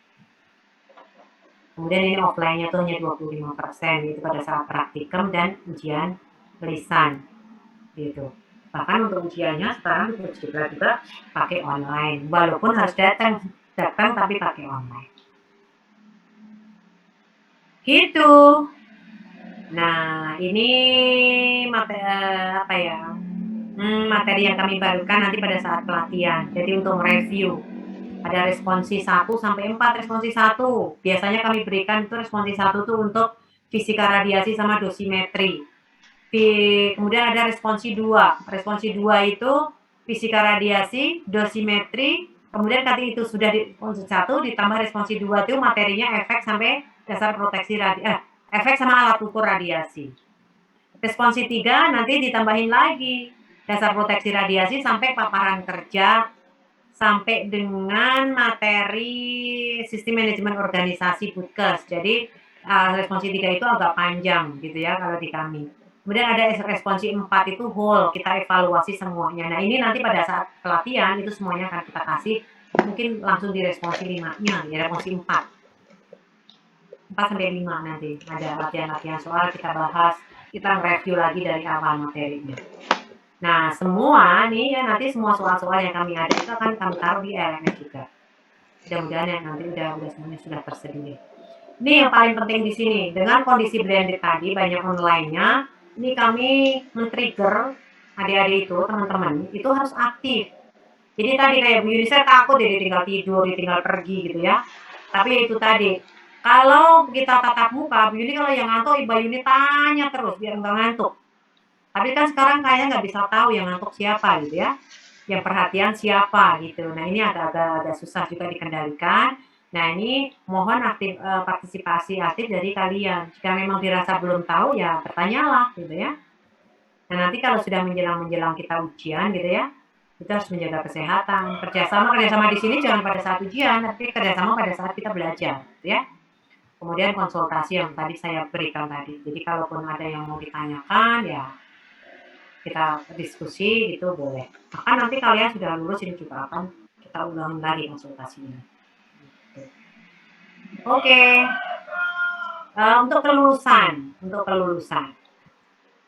ya. Kelulusan sama berdasarkan Perkab Bapeten nomor 16 tahun 2014 tadi, itu ada 2 ujian untuk menganggap atau membuktikan kamu kompeten, yaitu ujian tulis dan ujian lisan. Ujian tulisnya kalau Bapeten itu biasanya 40. Ujian lisannya ya waktunya gitu ya 30 menit satu orang. Nah, tapi untuk pelatihan di Pusdiklat itu kami biasanya lebih berat bobotnya kalau di Pusdiklat. Kalau di Poltek ini nanti Bu Maria nanti akan disampaikan pada saat Bu Maria masuk ke kelas gitu ya. Kalau di Pusdiklat kami kasih tulisnya 50 soal. Sama sih pilihan ganda. Ujian lisannya sama juga 30 menit per orang. Gitu ya. Nah, nilai lulus itu 60 berdasarkan Perkab 16 2014 tadi. Tapi kalau di amandemen nanti kayaknya nilainya 70. Gitu. Kalau mudah-mudahan nanti semester 7 amandemennya itu belum keluar, jadi masih pakai nilai 60. Tapi kalaupun 70 ya insya Allah kita akan ngejar ke sana supaya kalian dapat nilai 70. Dan ini nggak ada subsidi silang. Minimal gitu ya, minimal baik lisan atau tertulis. Karena ini kan untuk keselamatan. Jadi itu strike di sini. Nah, salah satu persyaratan untuk ikut ujian lisensi kalian harus lulus pelatihan. Makanya di pelatihan kami juga akan simulasikan sama dengan ujian lisensinya Bapeten. Tapi kalau di pelatihan nanti masih ada remedial itu 1 kali. Tapi kalau Bapeten nggak ada remedial lagi. Kalau sudah nggak lulus lisensi ya harus daftar lagi nanti ke lisensi, bayar lagi. Kayaknya untuk kalian, untuk bayar lisensinya masih dibayarin oleh Poltek. Gitu ya, pelatihannya gratis, lisensinya dibayarin gitu ya. Tapi kalau sudah ujian ulang, baru kalian harus bayar sendiri. Kayaknya seperti itu. Tapi untuk pastinya ini Bu Yuni masih belum pasti ya untuk biaya lisensinya. Yang pasti biaya pelatihannya udah nggak perlu bayar. Gitu. Nah, kalau pelatihan kalau sudah nanti remedial lulus jadi 60 ya udah kalian siap untuk ujian lisensinya Bapeten. Gitu. Tapi kan udah nggak lulus ya udah tahun depan lagi ngejar. Atau nanti kalau Poltek memang sudah punya fasilitas untuk kita bukan hanya untuk mahasiswa gitu ya, tapi kita untuk masyarakat juga akan kita punya pelatihan yang untuk masyarakat, ya kalian bisa ngacu yang ke sana. Ya, bisa ikut gabung pada saat nggak harus 1 tahun lagi kan, kalian 1 tahun lagi baru ada pelatihan gitu kan. Tapi kalau kita punya pelatihan yang untuk masyarakat, nanti kalian bisa ikut ya gabung gitu. Itu saja yang akan diberikan. Nah ini motonya aja biasanya supaya setiap pelatihan setiap pagi gitu ya, supaya kalian lebih semangat. Saya belajar, saya kompeten, saya lulus. Itu harapannya supaya terpatri di otak. Gitu, itu saja materinya. Apa ada yang mau ditanyakan? Mohon aku izin bertanya, Bu. Silakan. Mungkin bertanya tentang PPR ya, Bu ya. Nah, kalau misalnya kita kan nanti tamat dari Poltek ini kan katanya ini ya, Bu ya. Insya Allah akan ada PPR gitu kan. Kita pelatihan sebelumnya yang kita ikuti nanti. Terus kalau misalnya SIB itu ada batasannya nggak, Bu? Berapa lama gitu SIB itu bisa dipakai? Gitu? SIB untuk industri tingkat 1 dan medik tingkat 1 itu berlakunya 3 tahun. 3 tahun ya, Bu ya. Kalau misalnya setelah 3 tahun tuh pengurusannya gimana, Bu? Apakah ikut pelatihan lagi atau memang tinggal meneruskan aja gitu, tinggal ngurus? Kalau masih berdasarkan Perkab 16 2014 tadi, untuk memperpanjang masa berlaku SIB cukup dalam 1 durasi berlakunya izin, kalian hanya cukup 1 kali mengikuti rekualifikasi. Rekualifikasi selama ini masih Bapeten yang menyelenggarakan. Tetapi dulu ex-pusdiklat gitu ya, akan, tapi belum. Gitu. Jadi dalam satu masa berlaku SIB-mu itu cukup 1 kali rek. Itu langsung otomatis diperpanjang lagi 3 tahun. Itu di Perka 16 2014. Tapi skema yang baru kemarin di draftnya itu kalian harus diuji lagi.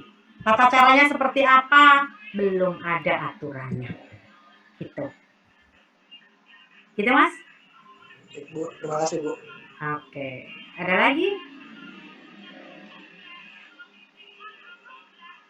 Ini sudah 26 ya, yang nggak datang siapa ya yang nggak datang ya? Kan ini 28 tuh ada saya sama Mas Hapsara. Yang nggak datang siapa ya Mas? Apa tadi ketua kelas? Lupa lagi ini yang Dominik. Saya mau ngabsenin kalian atau nanti di-share gimana cara absennya. Hab? Ya Bu. Bisa di-share yang untuk absen nggak? Kalian bisa absen belum sih? Bu Yuni sudah mulai? Kalau udah selesai aja mungkin Bu absennya. Oh, ya udah. Ntar Ya, kalau ya. Bu Yuni absenin kali. Nanti ya. Makanya ini yang nggak datang ke sini siapa ya? Mas Dominik ya? Tadi tadi ada 29 sih Bu, mungkin kebentar. Oh, lagi keputus. Oh, tadi udah 29. Berarti kalau 29, 27-nya ada gitu ya. Iya. Bu Yuni senang sih kalau 27, jadi gampang absennya tak hadir semua udah selesai. Mudah-mudahan nanti ada gitu. Ada 29. Ada yang masih mau ditanyakan lagi teman-teman? Kalau nggak beralih ke Mas Hapsara? Enggak, udah cukup? Dari saya Oke. sudah cukup. Baik, kalau sudah cukup, Bu Yuni akhirin untuk yang sesi Bu Yuni hari ini. Tapi kalau misalnya ada pertanyaan, nanti ruangan saya dan Mas Hapsara itu ada di lantai 2 di ruang akademik gitu ya. Boleh konsultasi kemana, ke sana, kapan aja. Saya tutup untuk materi ini. Saya minta maaf kalau ada salah-salah. Mudah-mudahan bisa membantu pemahaman gitu ya, teman-teman, adik-adik, untuk menjadi seorang PPR nantinya. Tutup. Wassalamualaikum warahmatullahi wabarakatuh. Waalaikumsalam warahmatullahi wabarakatuh. Waalaikumsalam warahmatullahi wabarakatuh. Terima kasih Bu. Sama-sama, Terima kasih, Bu. silakan. Mau istirahat dulu nggak? Perlu istirahat nggak? Terima kasih Bu. Oke. Mau langsung atau enggak acaranya? Ya sambil istirahat sambil di ini aja ya. Mungkin nanti teman-teman bisa sambil nanti sebenarnya jadwalnya kita sampai 2:30 gitu ya. Tapi ya nanti kita lihat teman-teman mau seperti apa. Sebelumnya assalamualaikum warahmatullahi wabarakatuh. Waalaikumsalam warahmatullahi wabarakatuh. Jelas ya suara saya, tapi jelas ya terdengar ya. Jelas. Jelas Pak. Syukurlah. Baik, sebelumnya perkenalkan, nama saya Hapsara Hadicharita Jati. Nah, kalau sama kayak Bu Yuni sebenarnya saya pindahan dari ex-pusdiklat, sekarang pengembangan kompetensi ya, dari BRIN. Kalau dulu pusdiklat. Nah, kalau di pusdiklat saya sebenarnya jabatan saya di sana sebagai instruktur ahli muda, sebagai pengajar dan pembimbing juga. Kerjanya kalau di ex-pusdiklat itu selama berapa ya? Kalau di ex-pusdiklat sebenarnya saya belum senior, tapi ya nggak terlalu baru gitu ya. Sekitar 13 tahun di sana baru pindah. Nah, kalau di Poltek ini ya baru sebulan ya di sini. Baik, kalau lisensi saya pernah PPR juga, terus punya radiografi tingkat 2 yang paling banyak digunakan. Jadi saya sering terlibat di pelatihan radiografi. Paling banyak radiografi ya pasti terlibat kalau di pusdiklat karena level 2-nya. Nah, terus kalau di proteksinya juga ngajar beberapa praktikum gitu ya, terus beberapa materi. Nah, sebenarnya sama saja. Jadi kalau nanti saya kerja di Poltek ini ya sebenarnya pekerjaan sama, tapi mungkin seperti Bu Yuni tadi, kalau di Poltek itu kan teman-teman sudah banyak menerima materi sebenarnya, meskipun karena mungkin terlalu banyak gitu ya, terlalu lama mungkin mudah lupa gitu ya. Nah, kalau di ex-pusdiklat dulu kita ngajar hanya 2 minggu untuk semua materi gitu kan. Nah, cenderung kita lebih menekankan, banyak yang ditekankan. Jadi mungkin teman-teman di sini karena materinya banyak dan dipelajari lama, mudah-mudahan sering review sendiri ya untuk mudah ke depannya. Karena nanti teman-teman kalau nanti menjadi pegawai BRIN otomatis berkaitan dengan radiasi ya kepake semua sebenarnya ilmu ini dan akan kepake. Kalau di industri pun ya kemungkinan besar akan dipakai. Kalaupun nggak ada ya nggak apa-apa, nggak kepake. Tapi punya lisensi ya kelebihan gitu. Mungkin itu perkenalan dari saya. Mudah-mudahan teman-teman nanti bisa komunikasi dengan saya dengan mudah. Nanti kita di sini akan mempelajari pengantar praktikum dulu ya. Pengantar praktikum ini sebenarnya hanya informasi supaya teman-teman punya bayangan selama nanti yang akan dilakukan di praktikum. Karena praktikum ini nggak bisa disampaikan dalam bentuk hanya dengan presentasi seperti ini ya, agak susah. Karena kan kalau nggak lihat barangnya itu kan susah ya. Ya mungkin bisa ada beberapa yang bisa berimajinasi yang tinggi ya, bisa membayangkan dengan mudah, tapi ini hanya pengantar. Mudah-mudahan teman-teman dengan pengantar ini sudah punya banyak bayangan gitu. Nah, nanti yang akan di praktikum yang akan kita pelajari bersama itu ada 2 yang berkaitan dengan saya. Nanti yang pertama adalah penentuan daerah radiasi. Jadi bagaimana menentukan daerah radiasi. Jadi radiasi itu kan punya potensi bahaya gitu ya. Sebagai orang yang mengerti ilmu radiasi, kita harus bisa menentukan daerah radiasinya. Daerah radiasi itu untuk siapa saja ya, untuk semuanya, untuk pekerja, masyarakat, dan lingkungan. Itu yang pertama. Yang kedua nanti saya juga akan membimbing atau membantu teman-teman untuk belajar bareng gitu ya.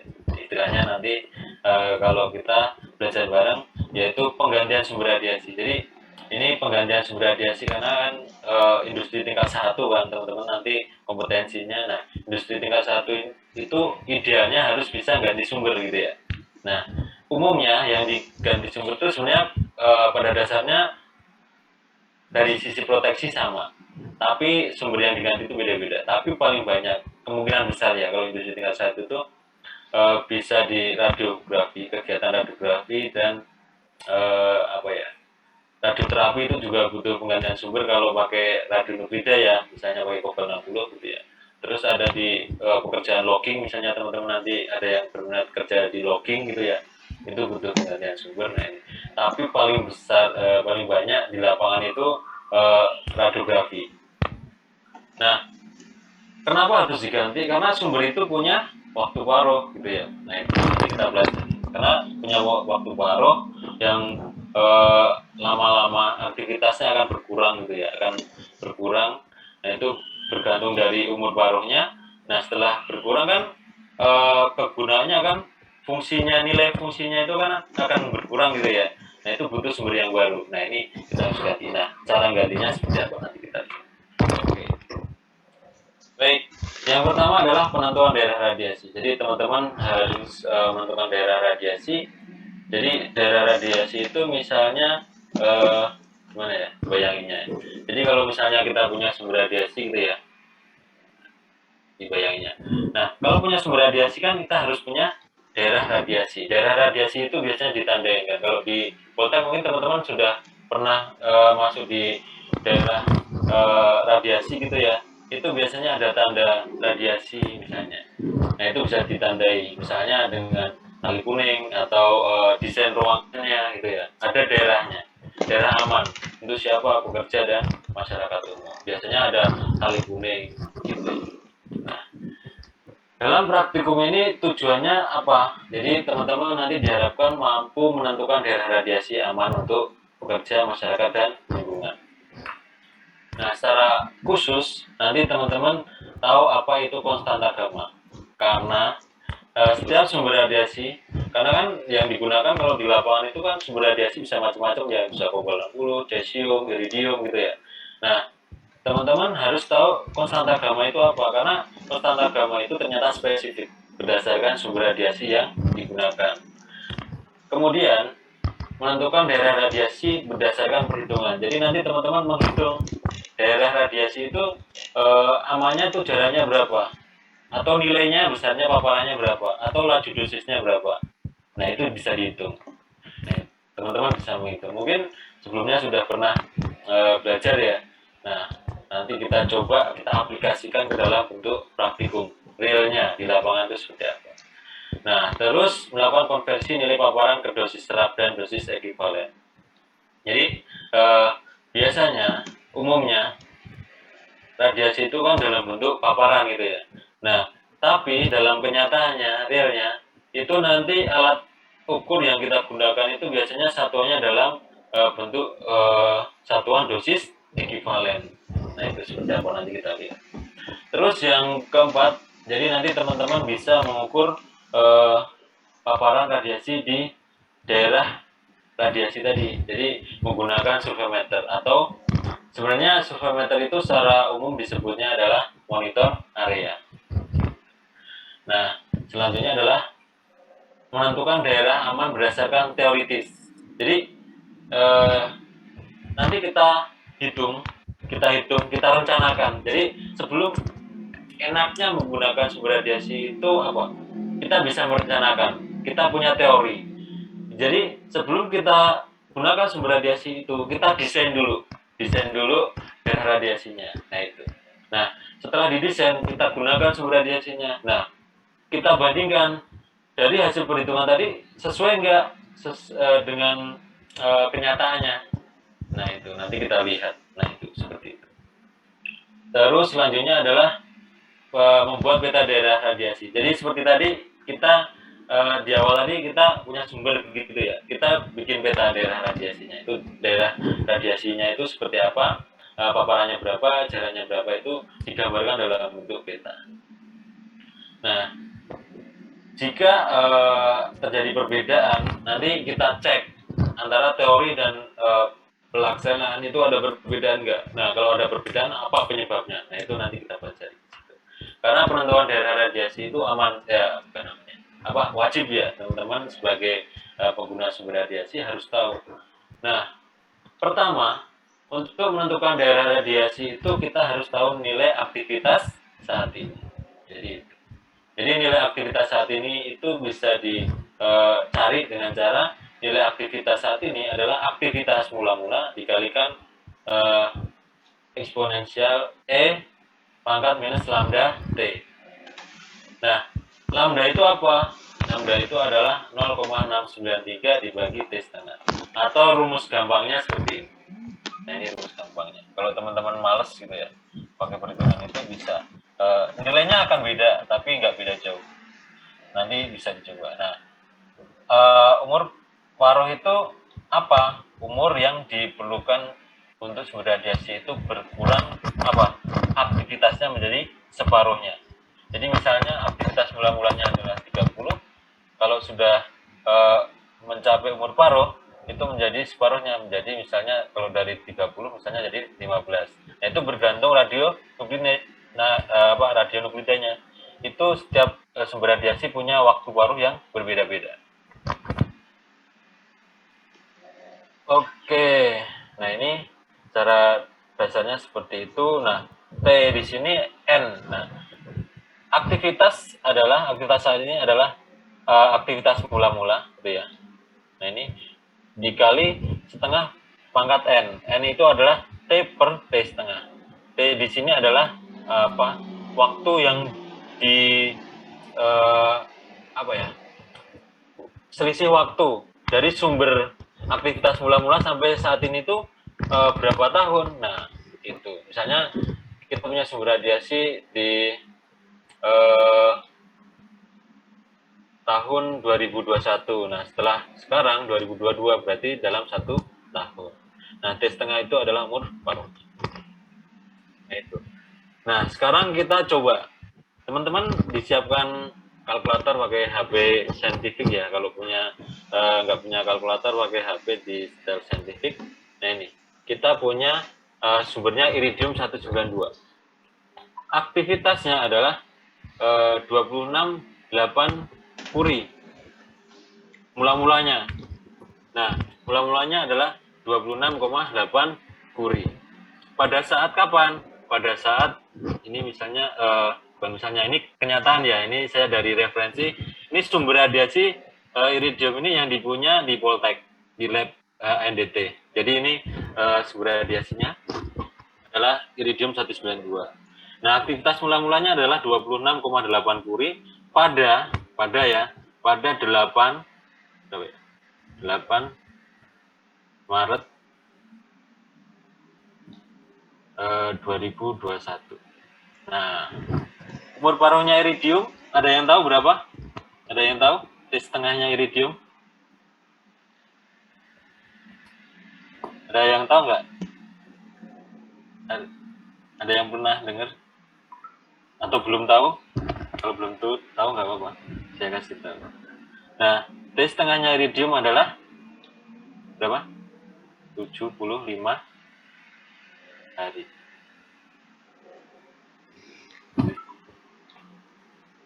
Coba kita hitung aktivitas saat ininya.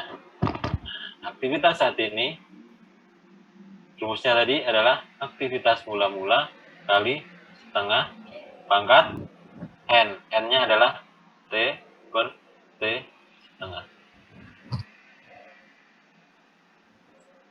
Nah, kita masukkan angkanya. Aktivitas mula-mulanya adalah 26,8 Curie kali setengah pangkat T per T setengah.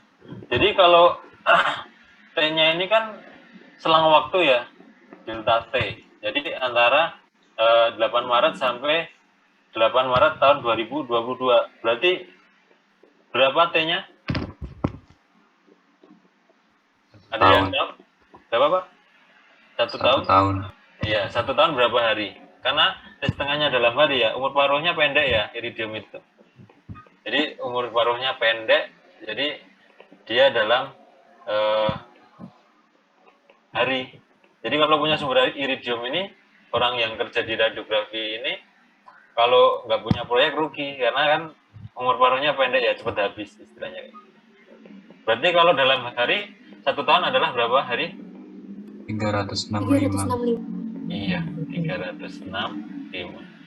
Tinggal kita masukkan 365 gitu ya, dibagi 7 itu.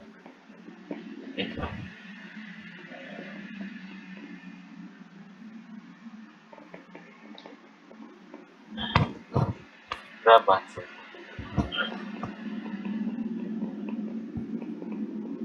0,92 Kak. 0,92 gitu ya? Ya berapa? 0,9185 Kak. 0,92 gitu ya, cara gampangnya dibuletin ya, nggak apa-apa. Ya kalau radiasi kita bulet-buletin aja, nggak terlalu signifikan ngaruhnya ya. 0,92 Curie. Jadi sudah kecil ya, udah setahun itu udah langsung berkurang banyak, udah istilahnya umur paruhnya sudah berkurang beberapa kali. Umur paruh gitu kan, udah meluruh beberapa kali. Jadi tinggal nggak ada 1 Curie gitu. Nah, dalam perhitungan itu nanti, dalam perhitungan aktivitas, nah ini Curie ini satuan lama ya, satuan barunya itu dalam bentuk apa? Dalam perhitungan itu biasanya dalam bentuk megabecquerel. Nah, teman-teman ingat nggak, kalau kita rubah jadi megabecquerel jadi berapa? Teman-teman harus ingat ya, 1 Curie berapa becquerel? Tadi.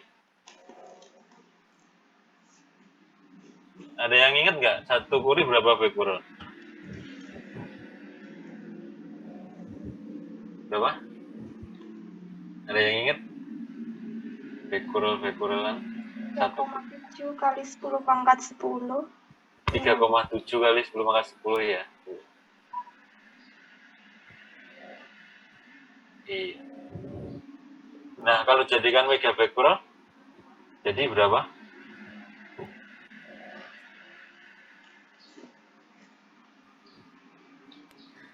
Tujuh kali 10 pangkat 4. Iya, 3,7 kali 10 pangkat 4. Atau 37 kali 10 pangkat 3 ya.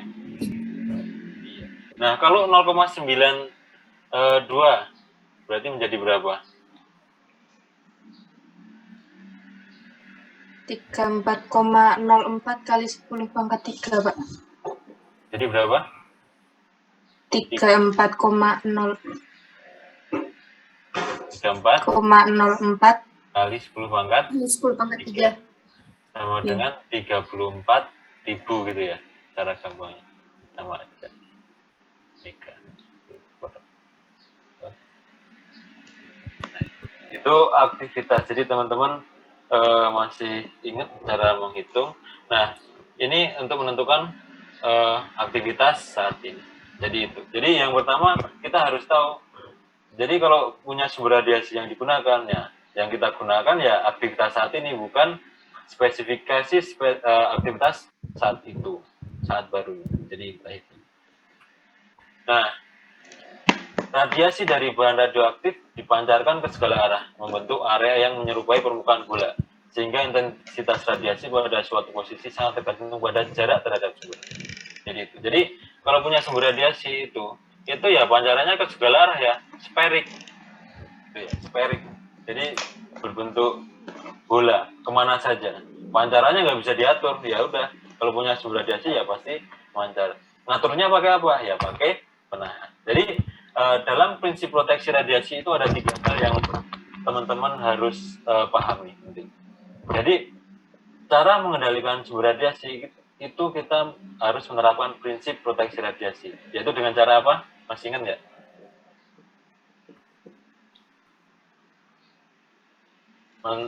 Pengendalian sumber radiasi dengan prinsip proteksi radiasi. Nah, prinsip proteksi radiasi itu apa? Ada yang ingat? Jadi supaya aman, jadi istilahnya kalau kita punya sumber radiasi biar aman, yang dikendalikan apa? Dengan cara apa? Cara ngendaliin.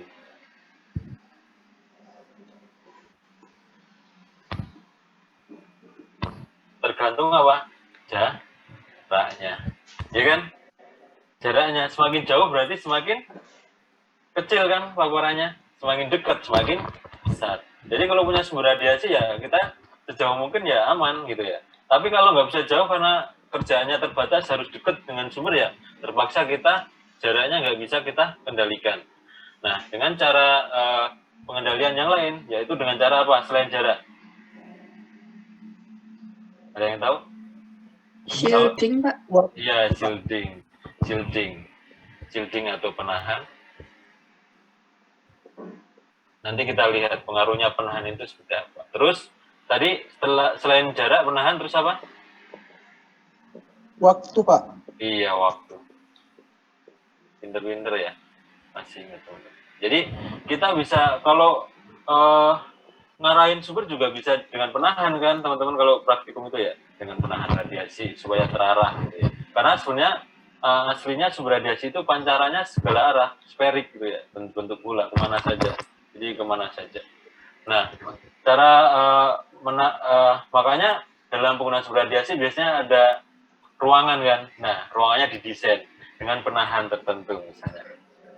Atau pada saat penggunaan kalau tidak di dalam ruangan ada penahannya yang lain, misalnya dengan PB ya teman-teman kalau di lapangan gitu ya. Nah, itu. Terus waktu.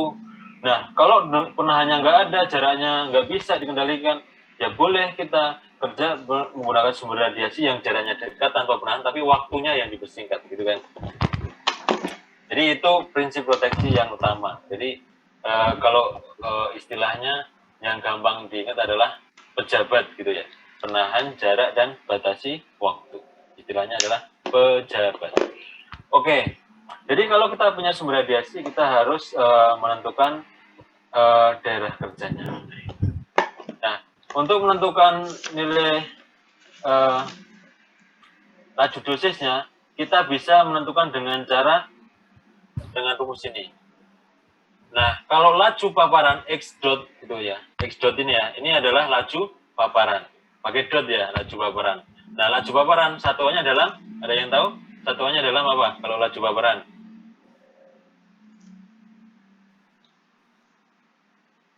Ada yang tahu? Laju paparan? Satuannya, dia tahu dulu. satuannya? Apa? Saya tulis. Ada yang tahu?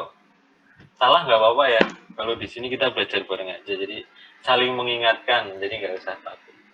Nggak ada penilaian ya, di sini hanya pengantar aja. Laju paparan satuannya, ada yang ingat?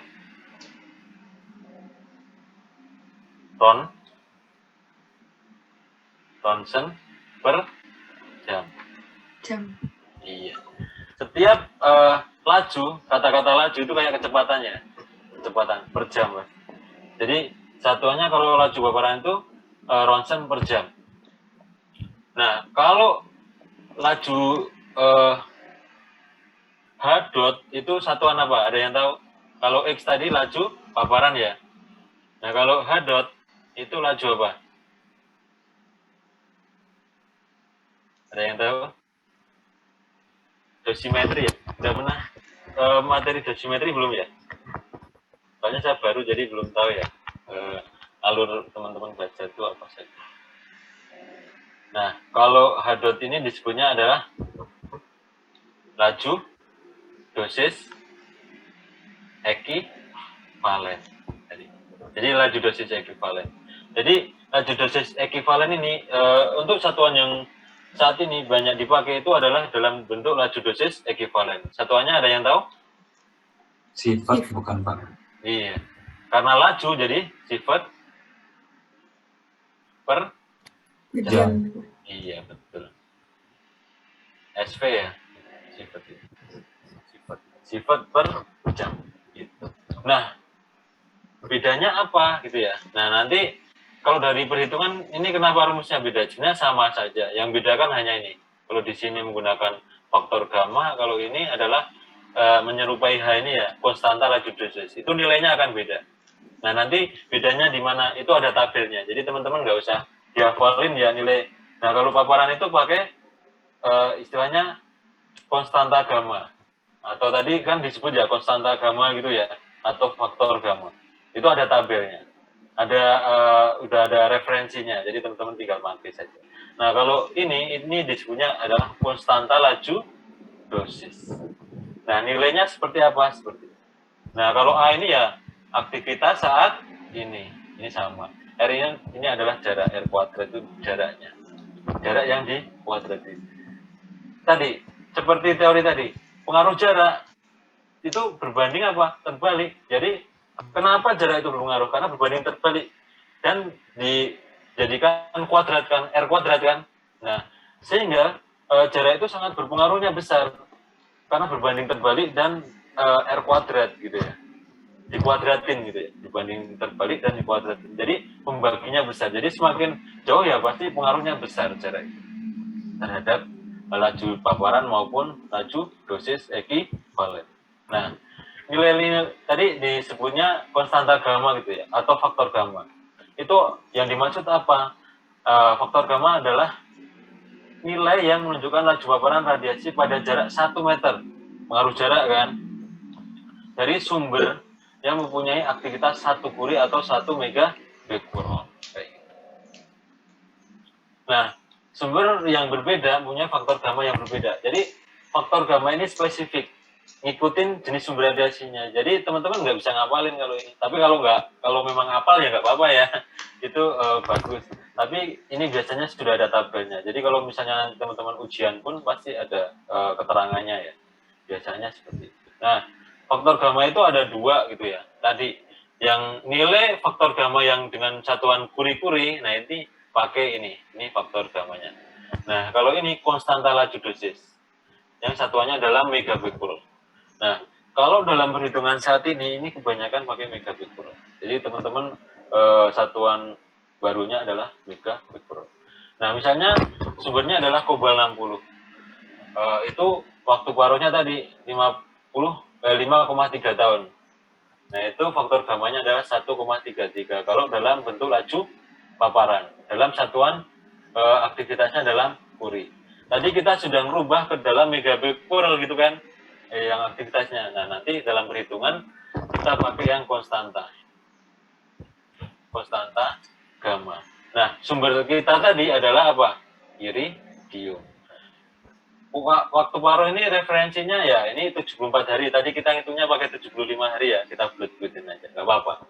Nanti paling selisihnya nggak terlalu jauh ya. Jadi dari perhitungan, tapi intinya nggak akan beda jauh gitu. Kalau radiasi itu karena kalau teman-teman sudah pernah ngukur dengan sulfimeter itu kan pengukurannya itu juga nggak bisa berhenti tepat ya, pasti berubah-berubah ya. Karena pengukuran radiasi itu pasti random, naik turun gitu ya. Nilainya akan berubah-berubah. Nah, waktu paruhnya adalah 74 hari atau tadi kita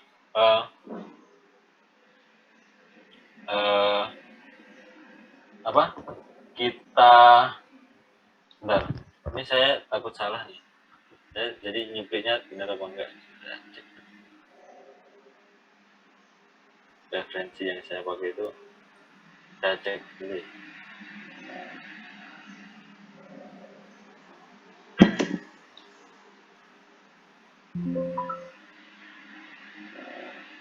Skip aja dulu, terus takut salah ngopi.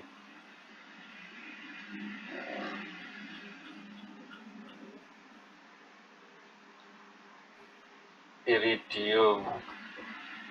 Oh, yang cesium 0,93 ya iridium.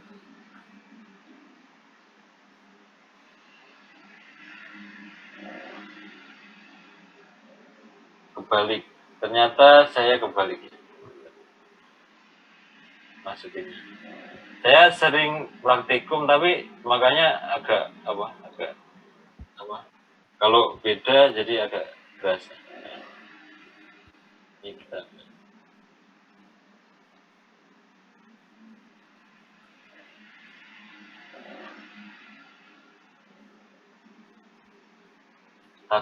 saya takut menyampaikan yang salah kan, jadi saya kita cek referensinya lagi. Nah, ini. Jadi nilai faktor gamma atau konstanta laju dosisnya iridium adalah ini. Nanti yang kita pakai dalam perhitungan adalah ini. Sorry. Mau saya sensitif. Oh, belum kita mode coret-coret ya. Oke. Jadi nanti yang kita pakai adalah ini. Jadi nanti kita dalam perhitungan untuk menentukan daerah radiasi kita pakai konstanta laju dosis. Lambangnya kayak H gitu ya. Konstanta laju dosis. Jadi satuannya ini. Nanti saya bagikan presentasinya. Teman-teman nanti dengan coret-coretannya. Jadi nanti coret-coretannya enggak.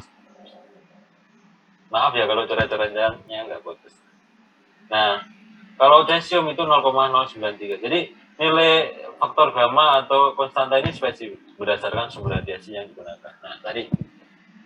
Nah, tadi teman-teman selain itu tadi tahu ya, tadi ada istilah laju dosis, laju paparan gitu ya. Tadi ada laju dosis ekivalen. Nah, tadi laju dosis ekivalen itu dilambangkan dengan H. Dot. Ini laju dosis ekivalen. Tapi kalau dosisnya saja tanpa per jam itu dalam bentuk H. Jadi di sini adalah dosis serap. Dosis serap itu satuannya adalah G. Nah, satuan lamanya adalah rad. Nah, kita bisa merubah D ini kalau sumber gamma dosis ekivalen Q-nya itu nilainya adalah 1. Jadi nilainya ya sama, dosis serap sama dosis ekivalen itu sama nilainya.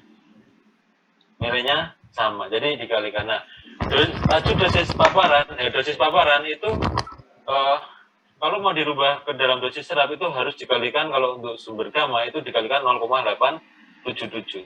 Tapi biasanya dalam perhitungan orang gampangnya itu 0,877 ini dianggapnya adalah 1.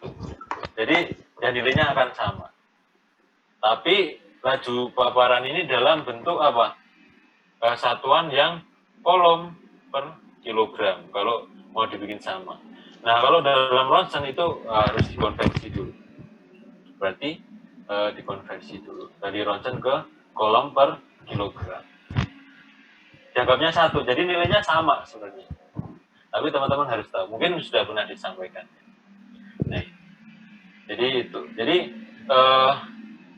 dosis serap itu adalah perkalian hasil nilainya adalah perkalian antara laju dosis dosis paparan bukan dosis ya. Dosis serap itu adalah paparan dikalikan 0,877. Nah, biasanya dalam perhitungan itu 0,877 itu dianggapnya 1. Jadi nilainya akan 1. Itu ya.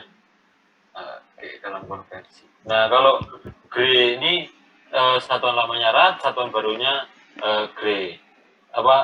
Dosis serap. Kalau dosis ekivalen satuan lamanya rem, satuan barunya sievert. Nah, kalau dikonversi ya ini dibagi 100 saja. Kalau dari rem ke sievert ya, atau rad ke Gray ya, atau ronsen ke kolom per kilogram itu dibagi 100 nilainya. Kalau dari sievert ke rem itu berarti dikali 100. Oke, dalam penggunaan sumber radiasi itu kita ada 2 daerah radiasi. Dalam melakukan pekerjaan sehari-hari yang berhubungan dengan radiasi itu ditentukan daerah radiasi amannya. Nah, klasifikasinya ada 2. Yang pertama adalah daerah pengendalian. Yang kedua adalah daerah supervisi. Daerah pengendalian adalah daerah di mana pekerja radiasi menerima dosis 3/10 dari NBD. 3/10 dari NBD.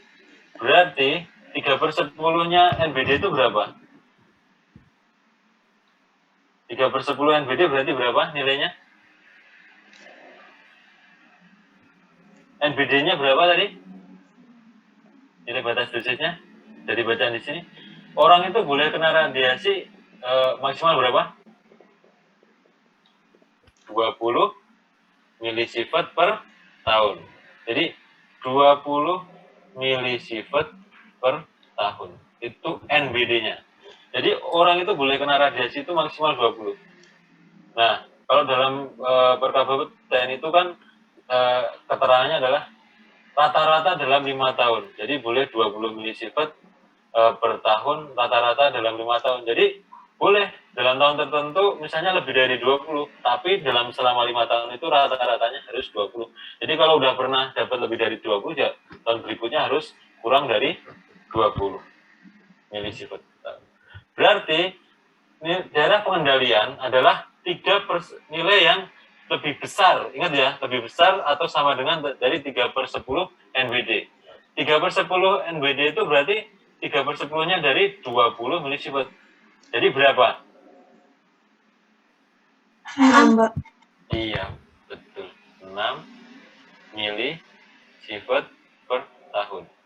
Jadi daerah pengendalian itu adalah daerah yang laju dosisnya lebih besar atau sama dengan dari 6 milisievert per tahun. Itu adalah NBD daerah pengendalian. Atau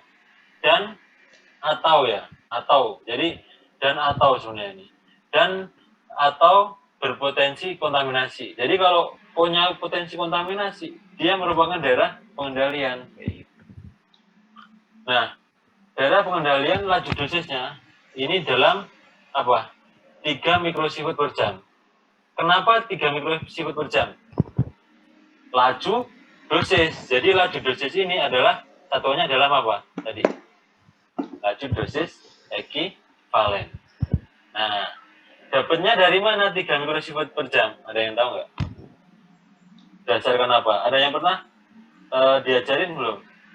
Kenapa menjadi daerah pengendalian kalau diukur dari istilahnya kayak gini, daerah pengendalian itu. Misalnya punya sumber radiasi gitu ya. Nah, daerah pengendalian ini. Daerah ini sumbernya di tengah-tengah misalnya. Nah, daerah pengendalian adalah daerah yang nilainya adalah lebih besar sama dengan dari 6 milisievert.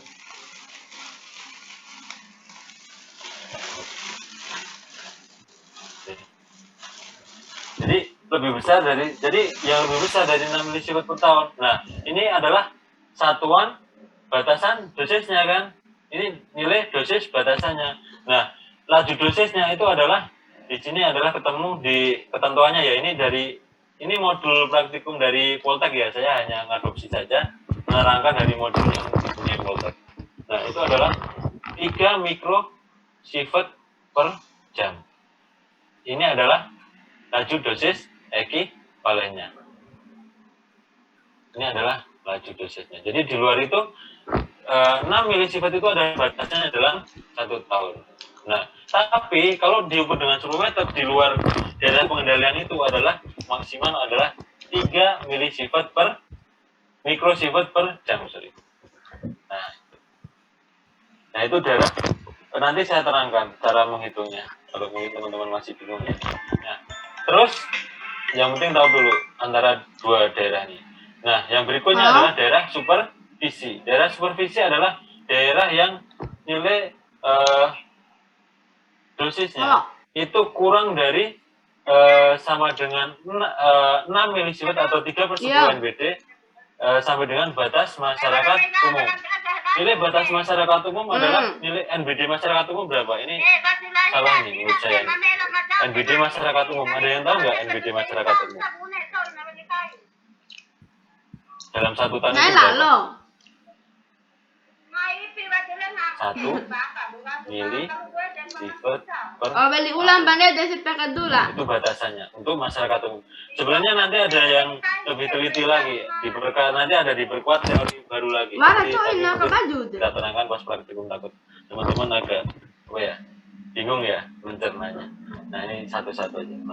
Nah nilai batas dosis untuk masyarakat umum MU itu ya, itu adalah 1 milisifat per tahun. Nah masyarakat umum itu biasanya ini daerah supervisi kan, jadi kurang dari sampai batasnya. Nah ini misalnya dikasih tanda radiasi misalnya kayak gitu. Iya.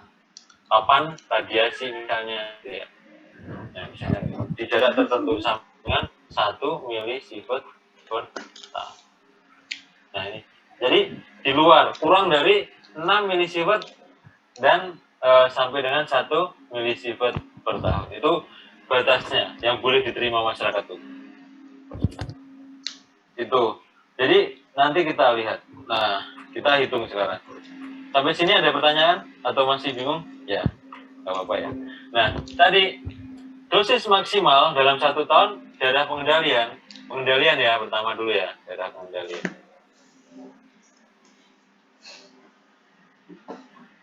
Itu ya, daerah pengendalian ya, kita tulis. Daerah pengendalian itu adalah batas maksimalnya berarti apa? Dosisnya adalah 6 milisifat per tahun. Itu kan?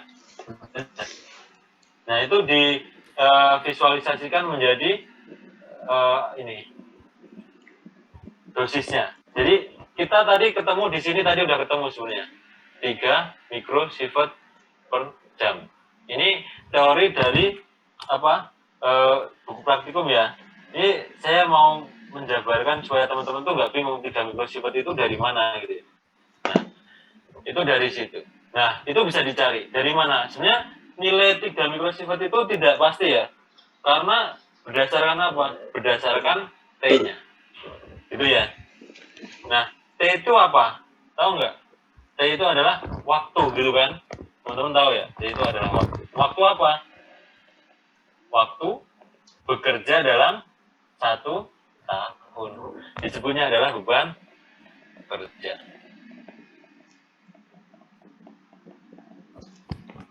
Nah, ngitungnya dari mana? Ya, beban kerja itu ya tergantung dari pekerjaan orang itu menggunakan sumber radiasi. Jadi setiap instansi atau perusahaan itu akan beda-beda beban kerjanya. Nah, misalnya di Poltek. Poltek itu kan orang kerja di situ perharinya berapa jam? Ada yang tahu? Kerja normalnya ya, ini beban kerja itu dihitung maksimal aja nggak apa-apa. Misalnya 8 jam per hari gitu kan ya. 8 jam per hari. 8 jam per hari. Jadi orang kerja itu sehari 8 jam. Kalau di Poltek itu kerjanya sampai hari apa? Idealnya, kerja normalnya sampai hari Jumat gitu ya. Berarti berapa hari? Dalam 1 minggu? 5 hari. 5 hari per minggu. 5 hari per minggu.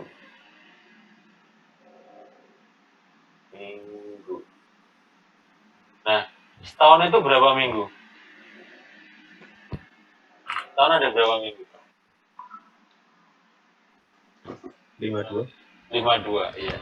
52 minggu. Nah, 52. Tapi biasanya ada cuti kan. Nah, ada cuti libur semester misalnya kayak gitu. Berapa ada yang nggak full selama 52 minggu masuk terus ya orang kerja itu. Kita anggap aja 50 minggu per tahun. Gitu ya. Tinggal kita coret aja. Jadi beban kerjanya T-nya itu berapa? 250 hari. Dikalikan aja. 2000 jam, Pak. 2000 jam per tahun.